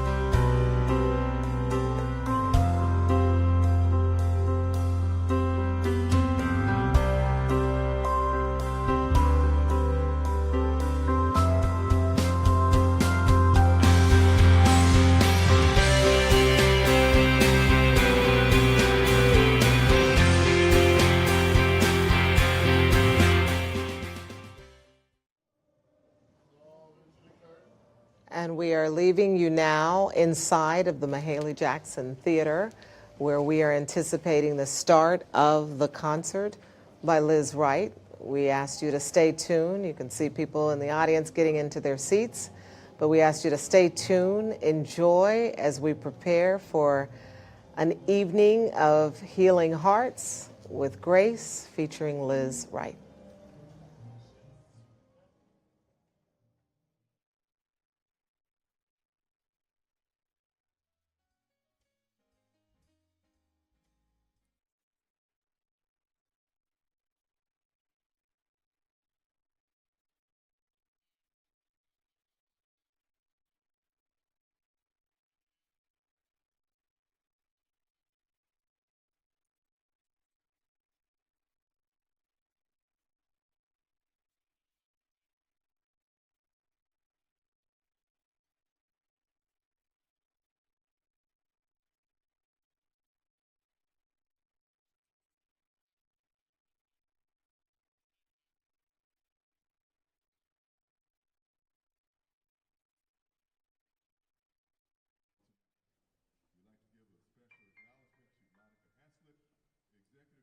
Of Little Black Pearl.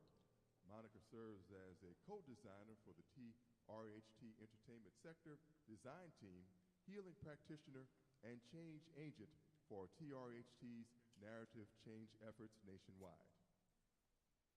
Our next performer, coming up pretty soon, per her schedule on her website, she will soon embark on an international tour that includes visits to Ecuador, Poland, the United Kingdom, France, Austria, Germany, and Switzerland.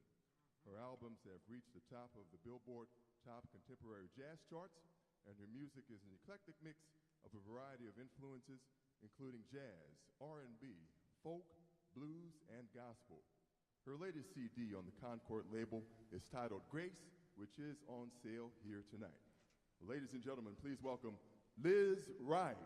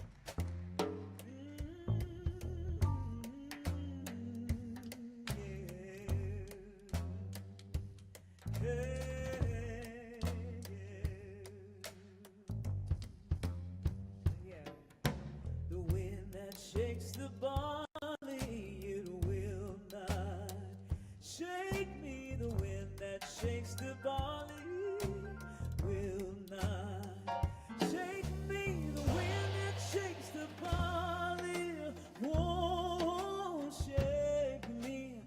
Like my mother told me, this I know and I see. Hey, hey.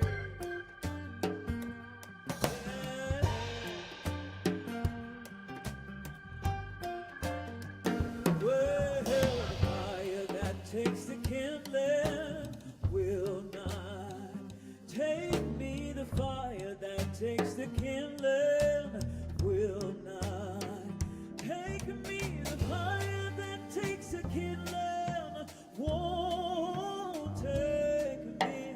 Like my grandma told me, this I so know and I see.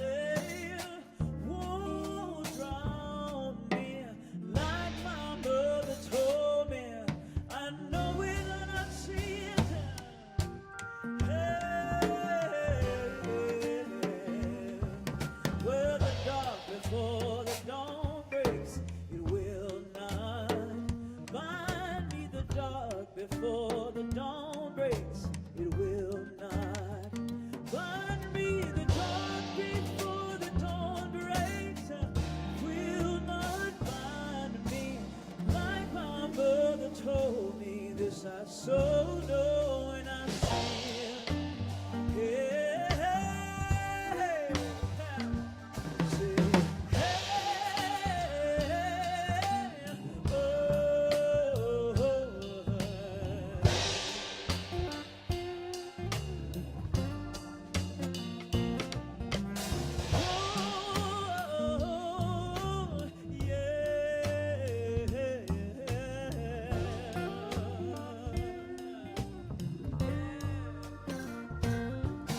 well, the hawk that stoops the sparrow will not strike me. The hawk that stoops the sparrow, it will not strike me. The hawk that stoops the sparrow said it won't strike me.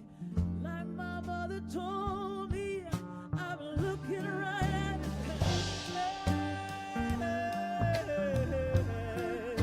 Say, oh, yeah, yeah.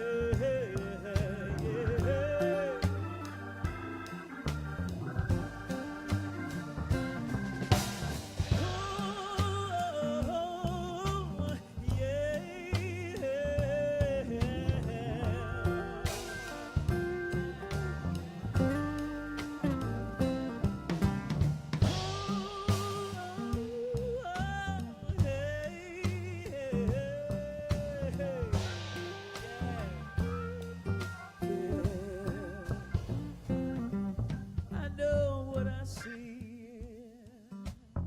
Yeah, I'm discerning. Oh, yeah. I know what I see. Yeah, yeah. The dark before the dawn breaks won't blind me.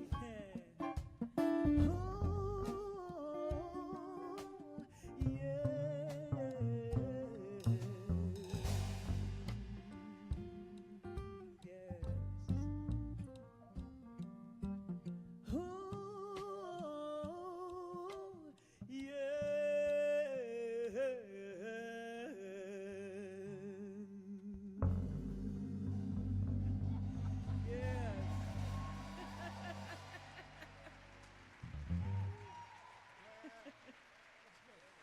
How you doing?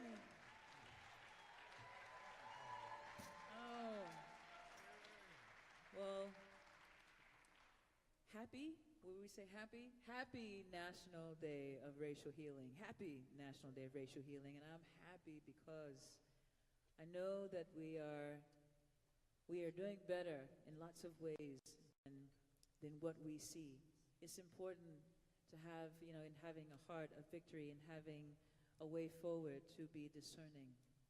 And so tonight I have joy in my heart because of what I discern, what I really see when I really, really look in people's eyes, what I really see when I look in my own. And I'm so grateful. It's worth believing in and it's worth fighting for. I'm so grateful to be here with my beautiful brothers. On keys tonight is Kenny Banks. On the bass is Dan Lutz. He came all the way from California. Orange County, y'all. Austin, Texas, Brandon Temple on drums. All the way from Appalachia, from Asheville, North Carolina, Christopher Rosser. So we're so grateful to be here with you, and I just want to sing some songs to you to lift your spirit up from our project Grace. And I just feel so blessed to be able to travel the world with these brothers. I really love them, and I'm so grateful for the work of the Ashe Cultural Center and everyone here and the New Orleans team, for TRHT and the Kellogg Foundation. I thank you for letting us be a part of your endeavor. It's a blessing to us, and we're so thankful. It's always exciting to us when we get to do more than, selling tickets and selling records. I mean, we love it. We have fun. We really do, and we love one another, but this is that higher part. So thank you so much, and enjoy yourself. That's part of it too, isn't it? So right now, I'm going to make sure I do something to pay tribute to one of New Orleans' great, great musicians, Dr. Allen Toussaint. This is his Southern Nights. every now and then you gotta take a song back home where it came from, so.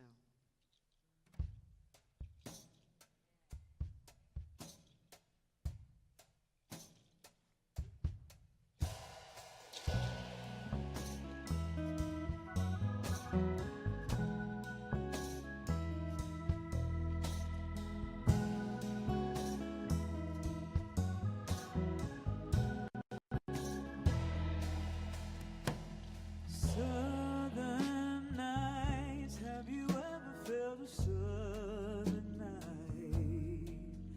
Free as a breeze, not to mention the trees, whistling tunes that you know and love so. Southern nights, just as good even when close your eyes. I apologize to anyone who can say that he's found a better way.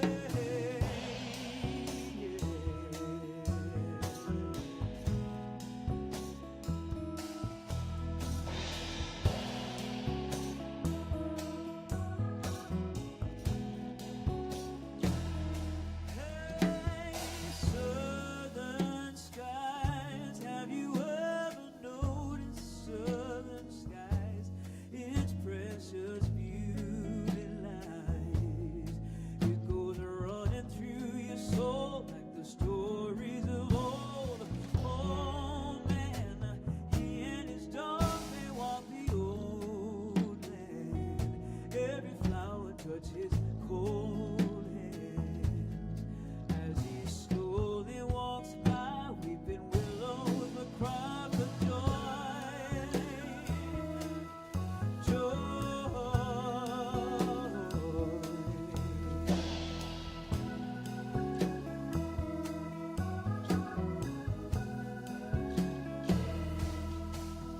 Oh, feels so good, feels so good, it's frightening, and I wish I could stop this world from fighting. La da da da da da. Mysteries like this and many others in the trees, blow in the night, in the southern sky.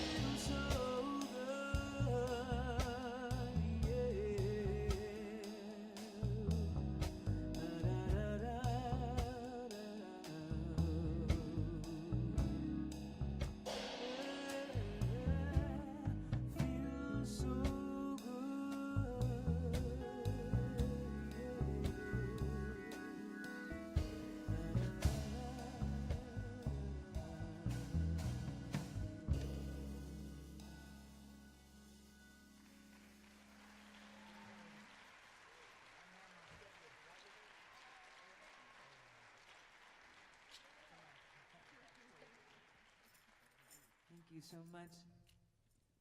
This is another song I love so much, and I try to not leave a building before singing this one.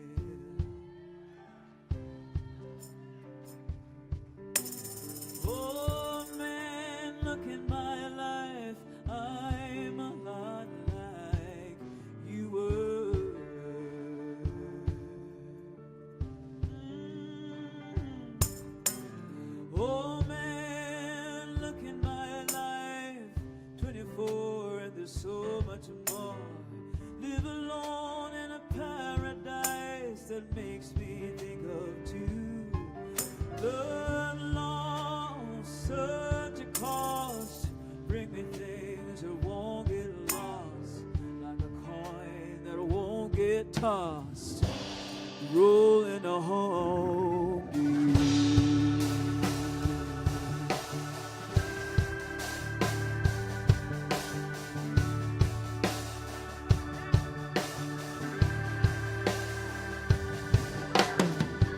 Oh man, take a look at my life. I'm a lot like you.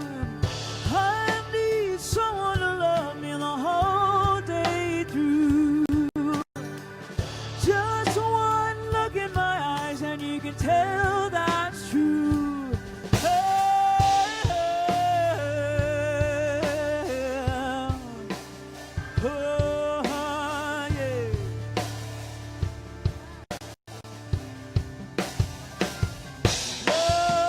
Lullabies, look in your eyes, run around the same old town. It don't mean that much to me, to mean that much to you. You see, I've been the first, I've been the last. Look at how the time goes past, and I'm all alone at last, rolling home to you.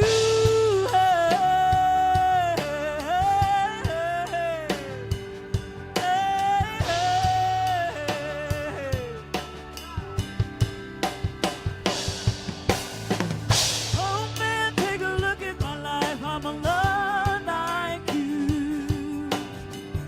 I need someone to love me the whole day through. Just one look in my eyes and you can tell that's true. Hey, hey, hey.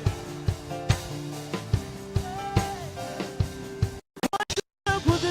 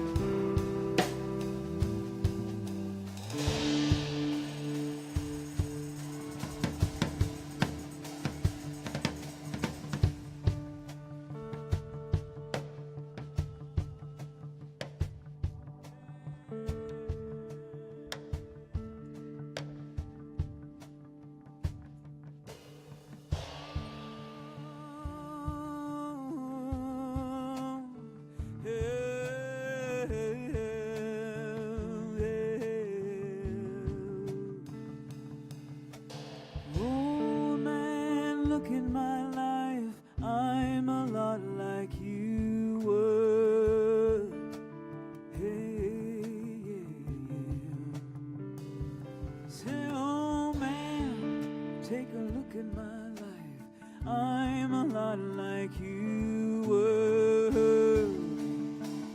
Hey, hey, hey, hey, hey.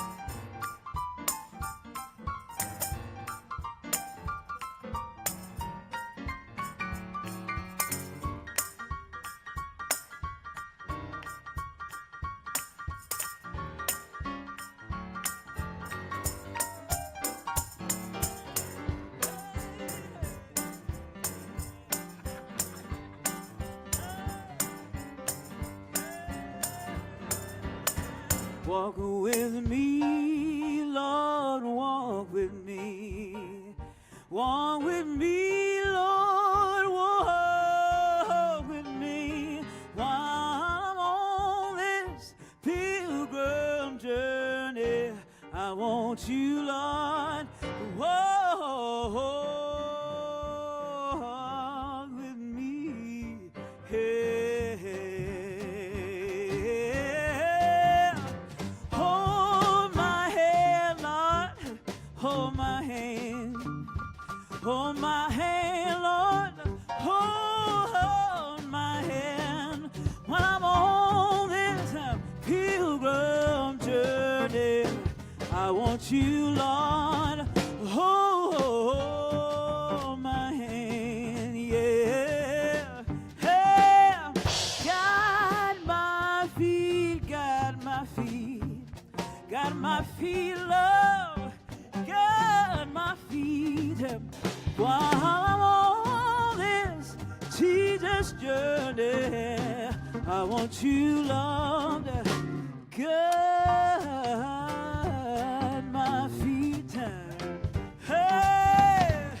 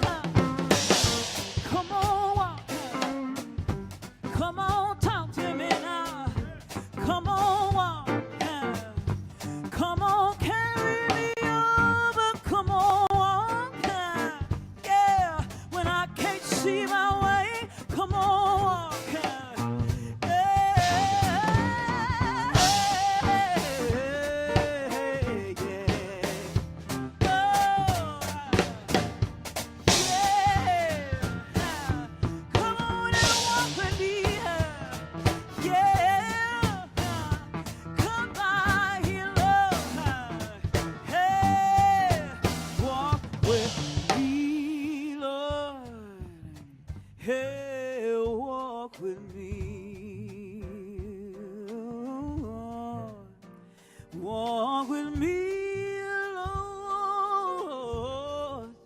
Walk with me while I'm on this tedious journey.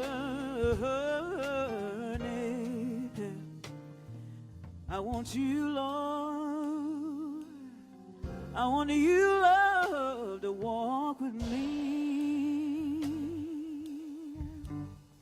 Don't you leave me by myself. I've never seen this before, no. Don't you leave me by myself.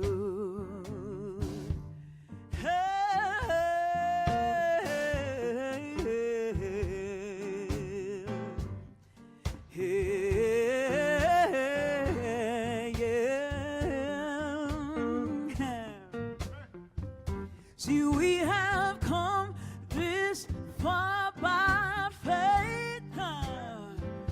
Oh, leaning on love, leaning on love, trusting and depending, yeah. Oh, on love's word, yeah. And I see it ain't failed me yet, but no, I see it ain't failed me yet. Yeah, it ain't failed me yet, oh no, yeah, it ain't failed me yet.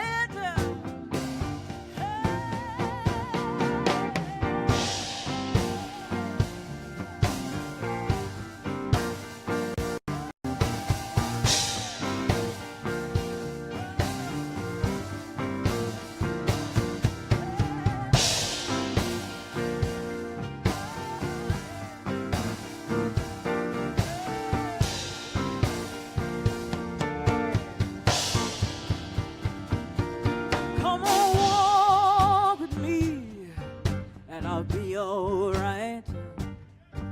Come on, talk to me, and I'll be alright.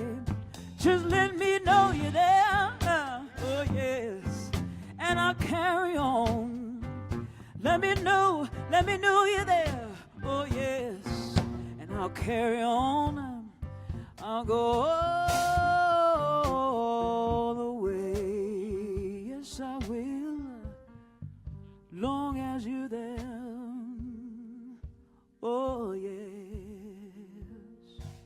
long as you're there, long as you meet me, oh yeah, I'll go,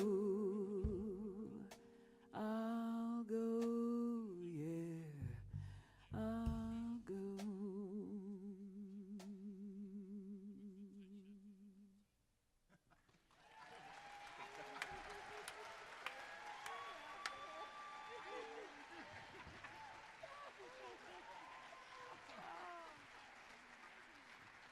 Please welcome your very own beautiful gospel choir from New Orleans, and please also welcome my wonderful sisters Andrea Love and Eleanor Hampton to the stage.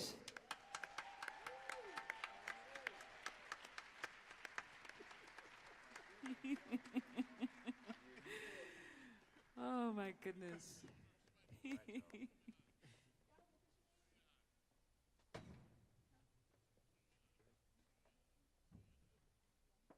So we met and we just carried on to singing. We literally said hello and started singing choruses together today.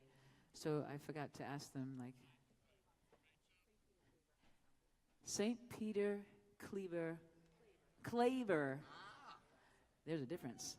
St. Peter Claver Ensemble, you all. St. Peter Claver Ensemble. Thank you so much.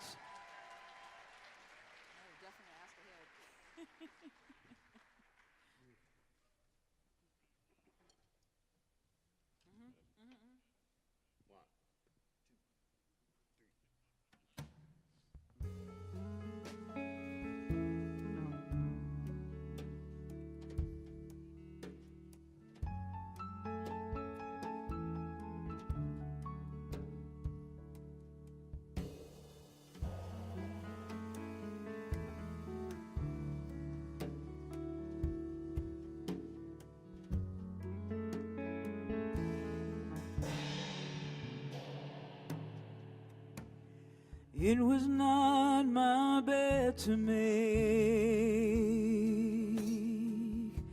but it might have been my soul to take. I paid dearly for my mistake, but it was not my bed to make,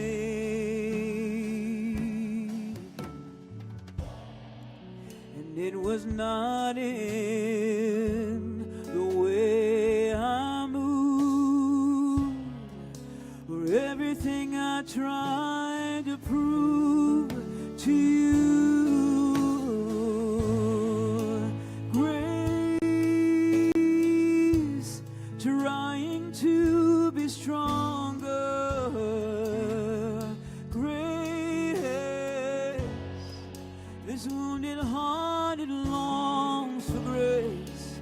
Mercy, take your time.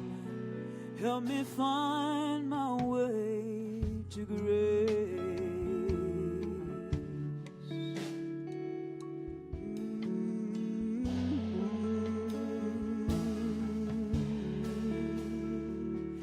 I surrender, lay down my arms. If I can do no good, I will do no harm. The truth, the eye of every storm. I lay down my arms, and it was not in my words, nor in the ways they hurt you. Grace trying to be stronger. Grace, this wounded heart, it longs for grace. Mercy, take your time. Help me find my way to grace.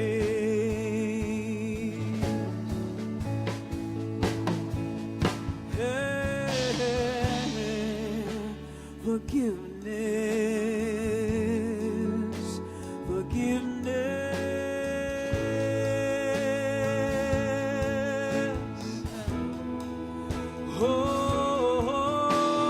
Oh, forgiveness, forgiveness.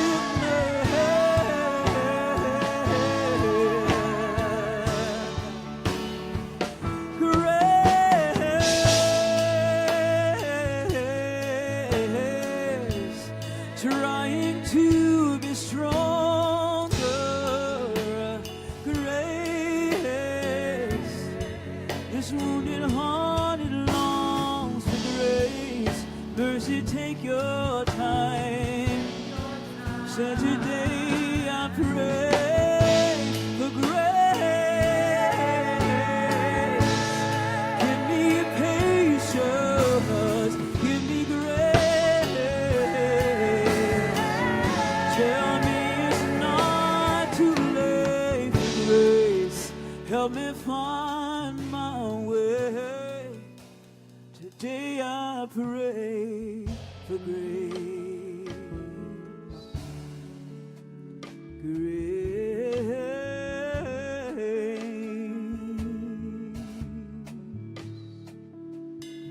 Oh, say it's not too late. Yes, today I pray for grace.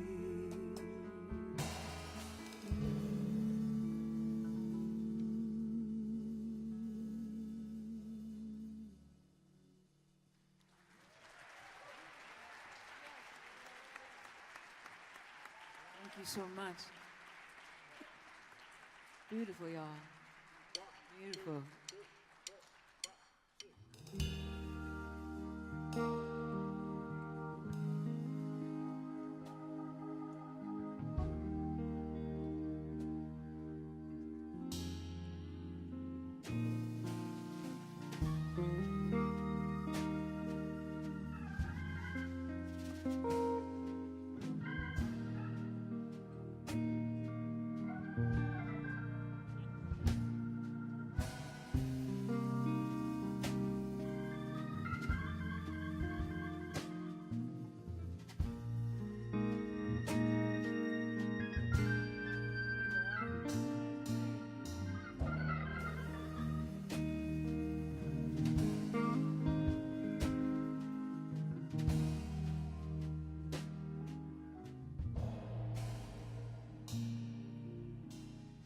Darling,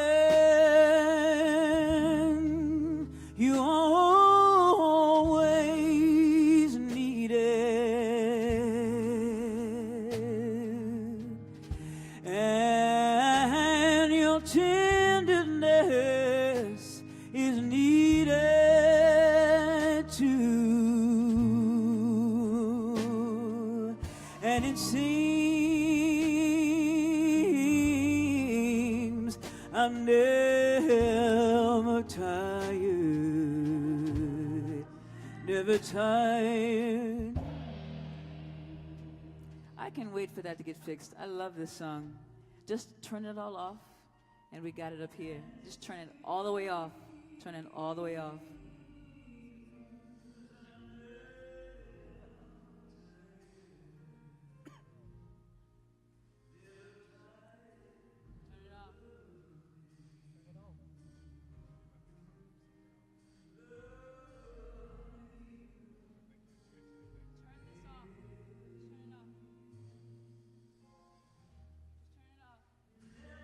Just turn it off, it's fine. Just turn it off. Just turn the pictures off and the sound will probably stop too. Just close the computer. Like, you can unplug it, it's all good. There's lots of able bodies. We can sing this song. Just stop the pictures for real. Yeah, like you can sell the laptop or wow. Just can you please just stop the slide? Just stop it.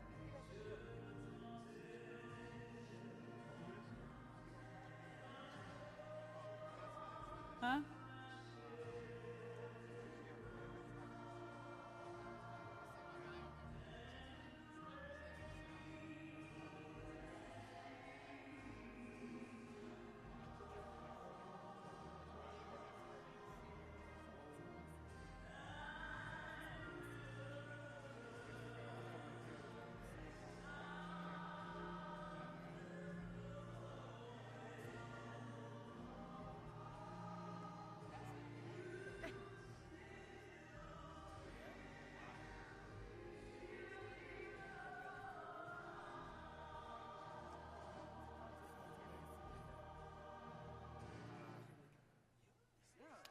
Thank you.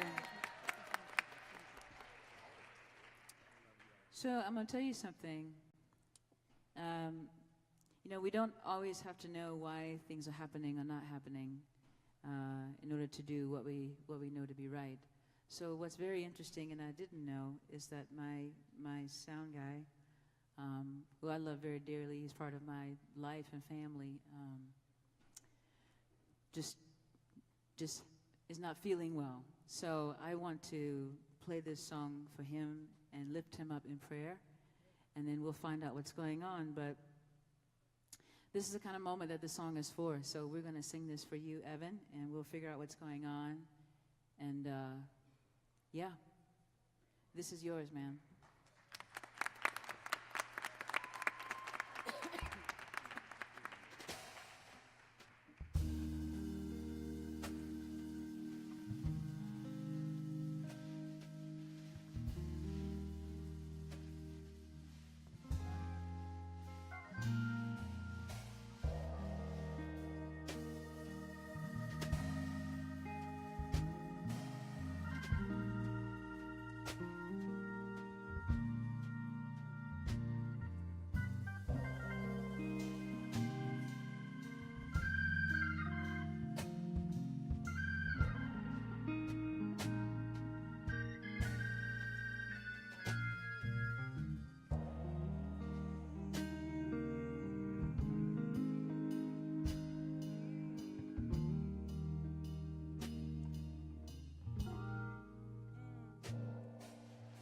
Darling, you always needed, and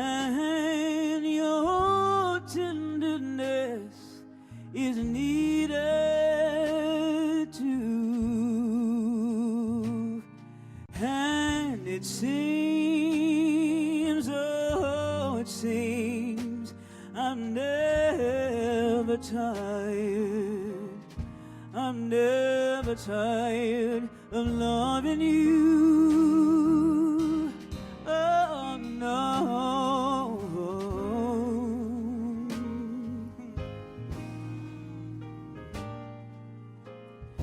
Never, never was a feeling stronger.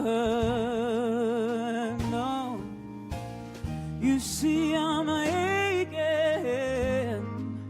aching for the sweet things that you do. Hey, and it seems, darling, it seems I'm never tired. I'm never tired of loving you. Oh, no, no.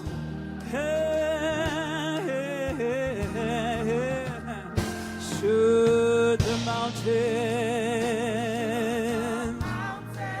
crumble to ashes, and if the rain ceases to fall, hey, oh, and if the river, if they stop their flowing,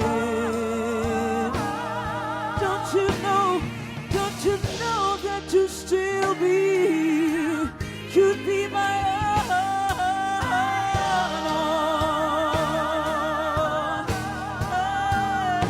Hey, and if the clouds, if they cover the sky, so that the sunlight, it won't get through. Oh, don't you know that I'll never, you should know by now, I'll never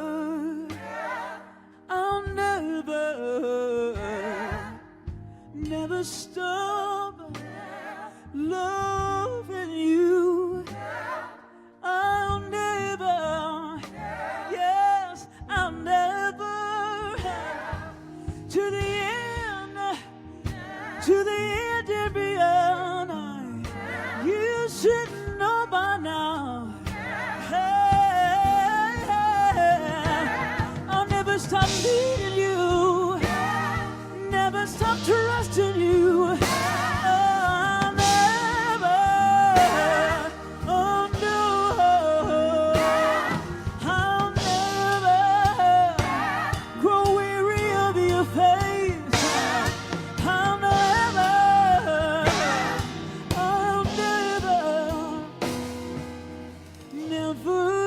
tired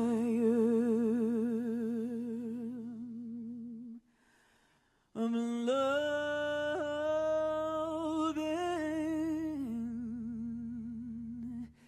you.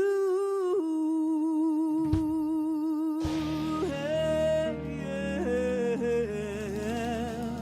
I'll be loving you.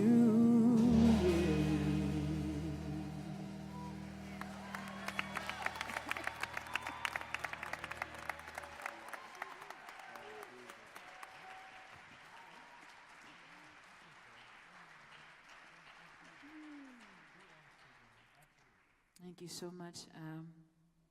I was blessed with the opportunity to write this song with one of my best friends, Maya Sharp, and we got to write this song for the Truth, Racial Healing, and Transformation Initiative, and this is called Painted Sky.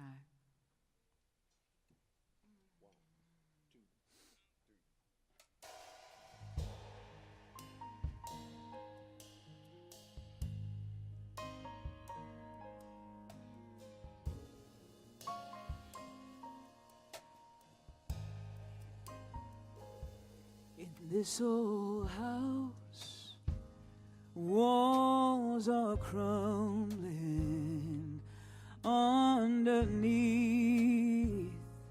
a painted sky, when the real thing is out there waiting, deep and wide as it is high. From this dry well you can hear the river running by. Love is trying to make it easy, giving it away free, and we want to pay. Oh, love is sitting on our fingertips, it's waiting on the edge of our lips, and we don't know what to say. Don't give up on us, don't give up on us, love.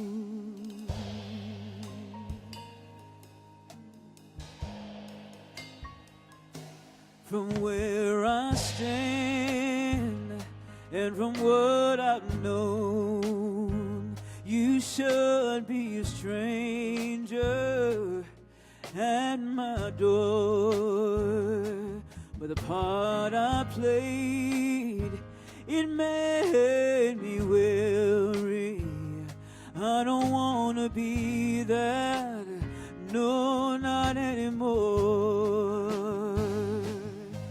And I never knew who it was I was playing it for. Yeah, love, trying to make it easy, or giving it away free. We want to pay. Say love is sitting on our fingertips, it's waiting on the edge of our lips, and we don't know what to say. I belong to you like you belong to me. Let it be the truth, solid as the earth, anchoring our feet. My freedom is for you.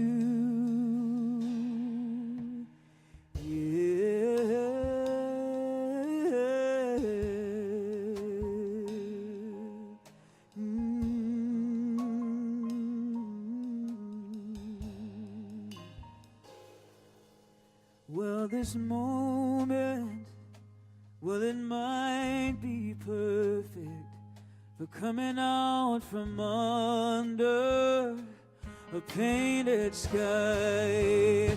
And love is trying to make it easy, or giving it away free, and we want to pay. Hey, love, yeah, is sitting on our fingertips, is waiting on the edge of our lips, and we don't know what to say. Oh, don't give up on us, don't give up on us, don't give up on us, don't give up on us, love.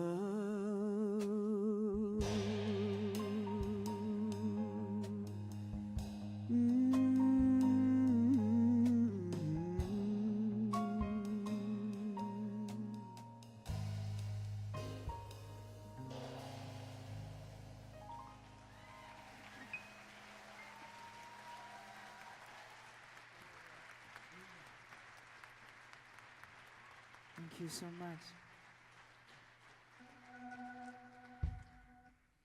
Thank you. Okay. This next song was written by one of my dearest friends, Toshi Regan. And Toshi Regan is an incredible songwriter, a beautiful activist, and just a wonderful American, a wonderful human being. And this is a song that she wrote for my last record. This is Freedom.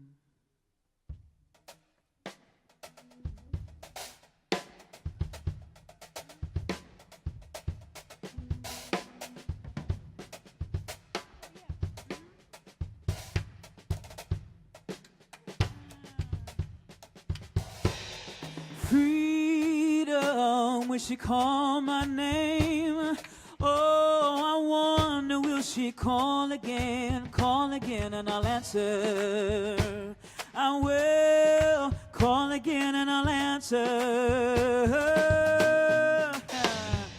Said I don't think we met before. Said I heard some more folks talking about you like it was the Lord. Call again and I'll answer. I will call again and I'll answer. I said, freedom, you must hang out amongst the stars. It's kind of hard for you in a world like ours. You see, we talk about you night and day, thinking that we'll find a way. Freedom, freedom over here, yeah. I know it's not always clear, but some of us, we've had our fill. Who's gonna stand up with you? I will. Hey, oh yes I will. Hey, you sound like someone we really need. So certain armies are looking for a victory. Call again and I'll answer. Call again and I'll answer. We lost our water from hurt and greed, but I can cry you a river of struggle and need. Call again and I'll answer. Call again and I'll answer. I said, freedom, you must hang out amongst the stars. Kinda hard for you in a world like ours. You see, we talked about you night and day. We're thinking that we're gonna find the righteous way. Freedom, freedom over here, yeah. I know it's not always clear, but some of us, we've had our fill. So who's gonna stand up for you? I will. Hey, hey, oh yes I will. Say, I will. When you call me, I'll come run and say, I will. I won't turn away. Oh no. Hey, hey, I will. Yeah. Hey, oh, we're trying to build more and more. We don't even know what we're building for. Call again and I'll answer. Call again and I'll answer. I'm talking about freedom to have air to breathe. Freedom to walk the land beneath your feet. Call again and I'll answer. Call again and I'll answer. I said freedom, we talk about you night and day. We think we're gonna find the righteous way. Who's gonna make the sacrifice? And who's gonna live for what is right? Who's gonna make a room in the circle of our world? Who's gonna bring you home from the stars? Who's gonna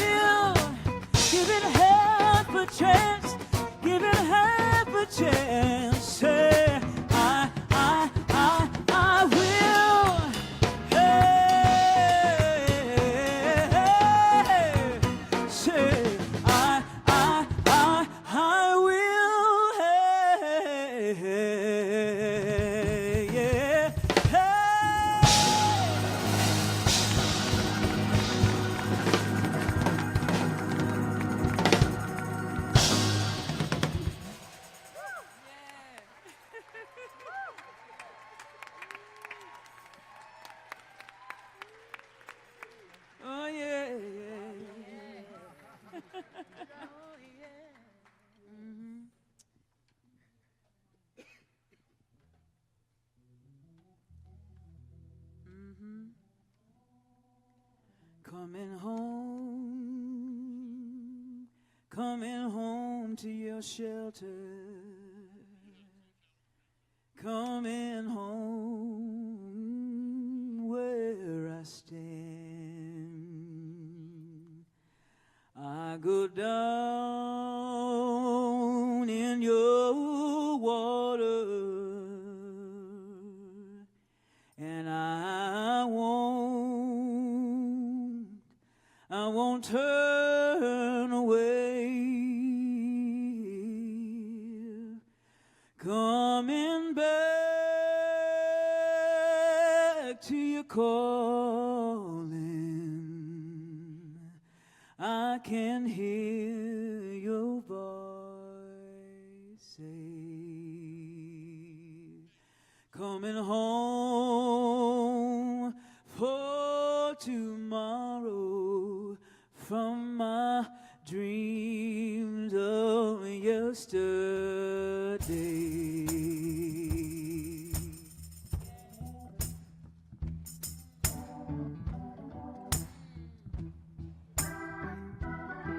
You may not understand me, but I hear you. I can hear you well. Your voice comes in the cold wind. Tonight knows so well. I can see you through any darkness. Your holy light gonna lead me on the way home. I'm coming back to the orchard. I'm coming back right on home. Yeah, yeah. Ooh, ooh,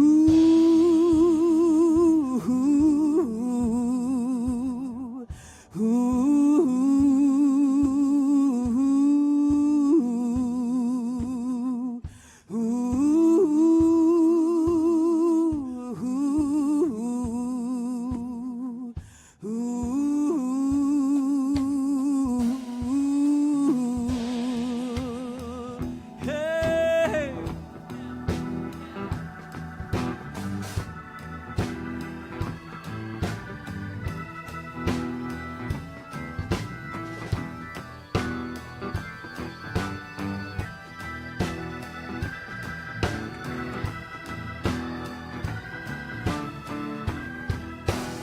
People, they asking me where you going, child.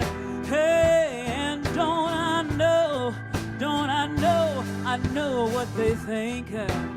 I get tired of the question. So I got to find me a way.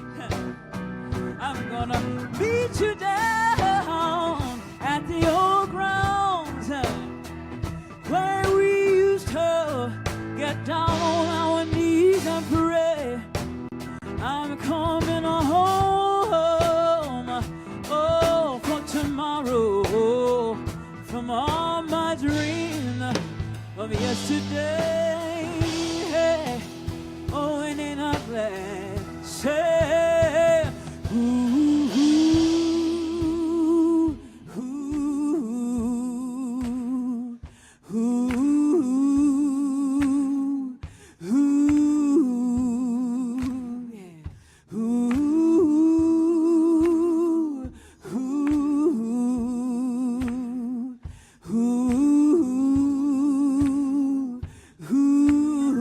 Sing me on in, ooh,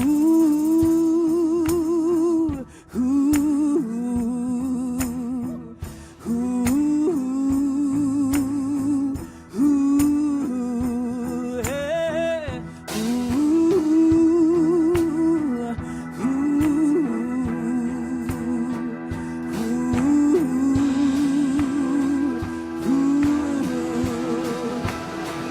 I'm coming home.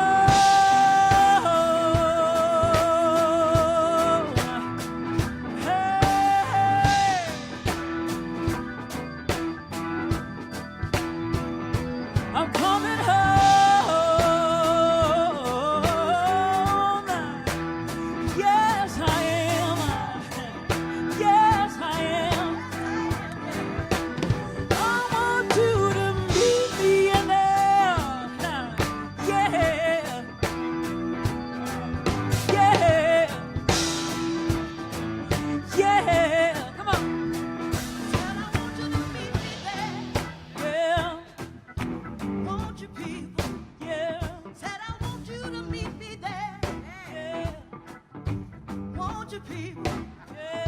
Said I want you to meet me there. Everybody. Don't matter who you are. Don't matter where you are. I want you to meet me. Meet me. Say it again. I want you to meet me. Meet me. Say it again. Hey, I want you to meet me. Meet me. Say it one more time. I want you to meet me. Meet me. Everybody, I want you to meet me. Meet me. Meet me on the other side. I want you to meet me. Meet me. Meet me on the other side. Everybody, meet me. Come together now. Come on, Dr. Dance. Meet me.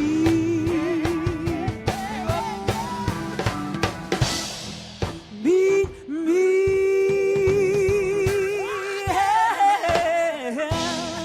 Meet me.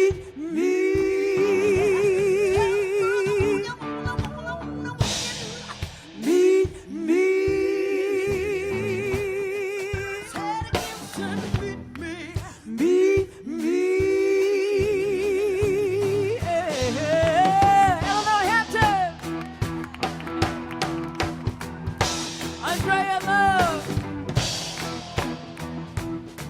Yeah. Chris Rosser on guitar. Brandon Temple on drums.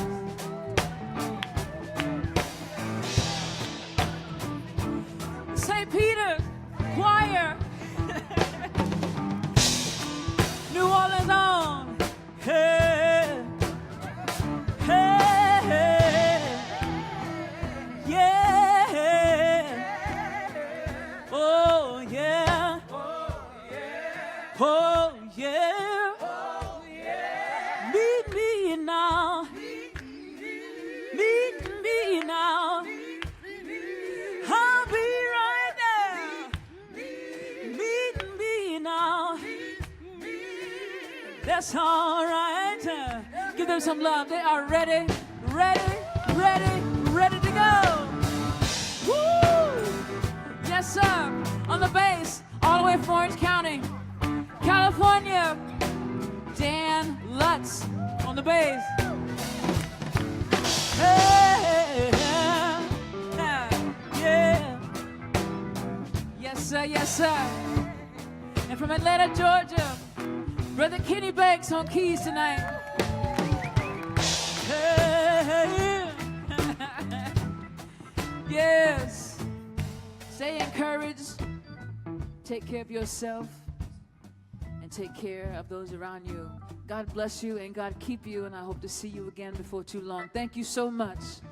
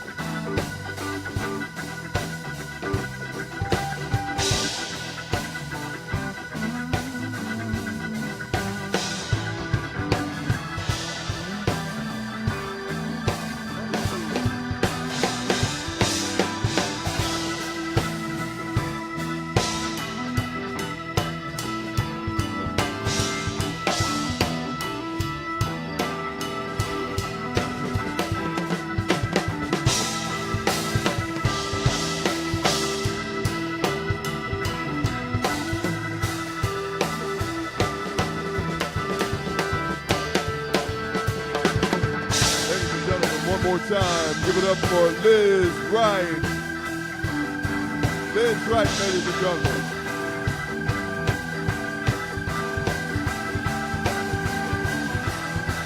One more time. Let me hear you. Liz Wright. Give it up for him.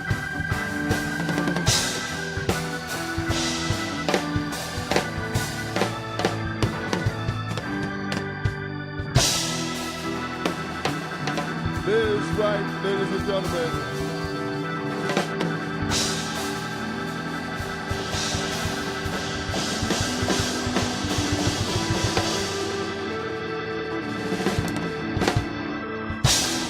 One more time. Let's hear it for Liz Wright. Thank you so much for coming out. And again, special thanks to the W.K. Kellogg Foundation, the Foundation for Louisiana, THRT Louisiana, the City of New Orleans, Little Black Pearl, and Ashe Cultural Arts Center. And thank you again for coming out. Good night.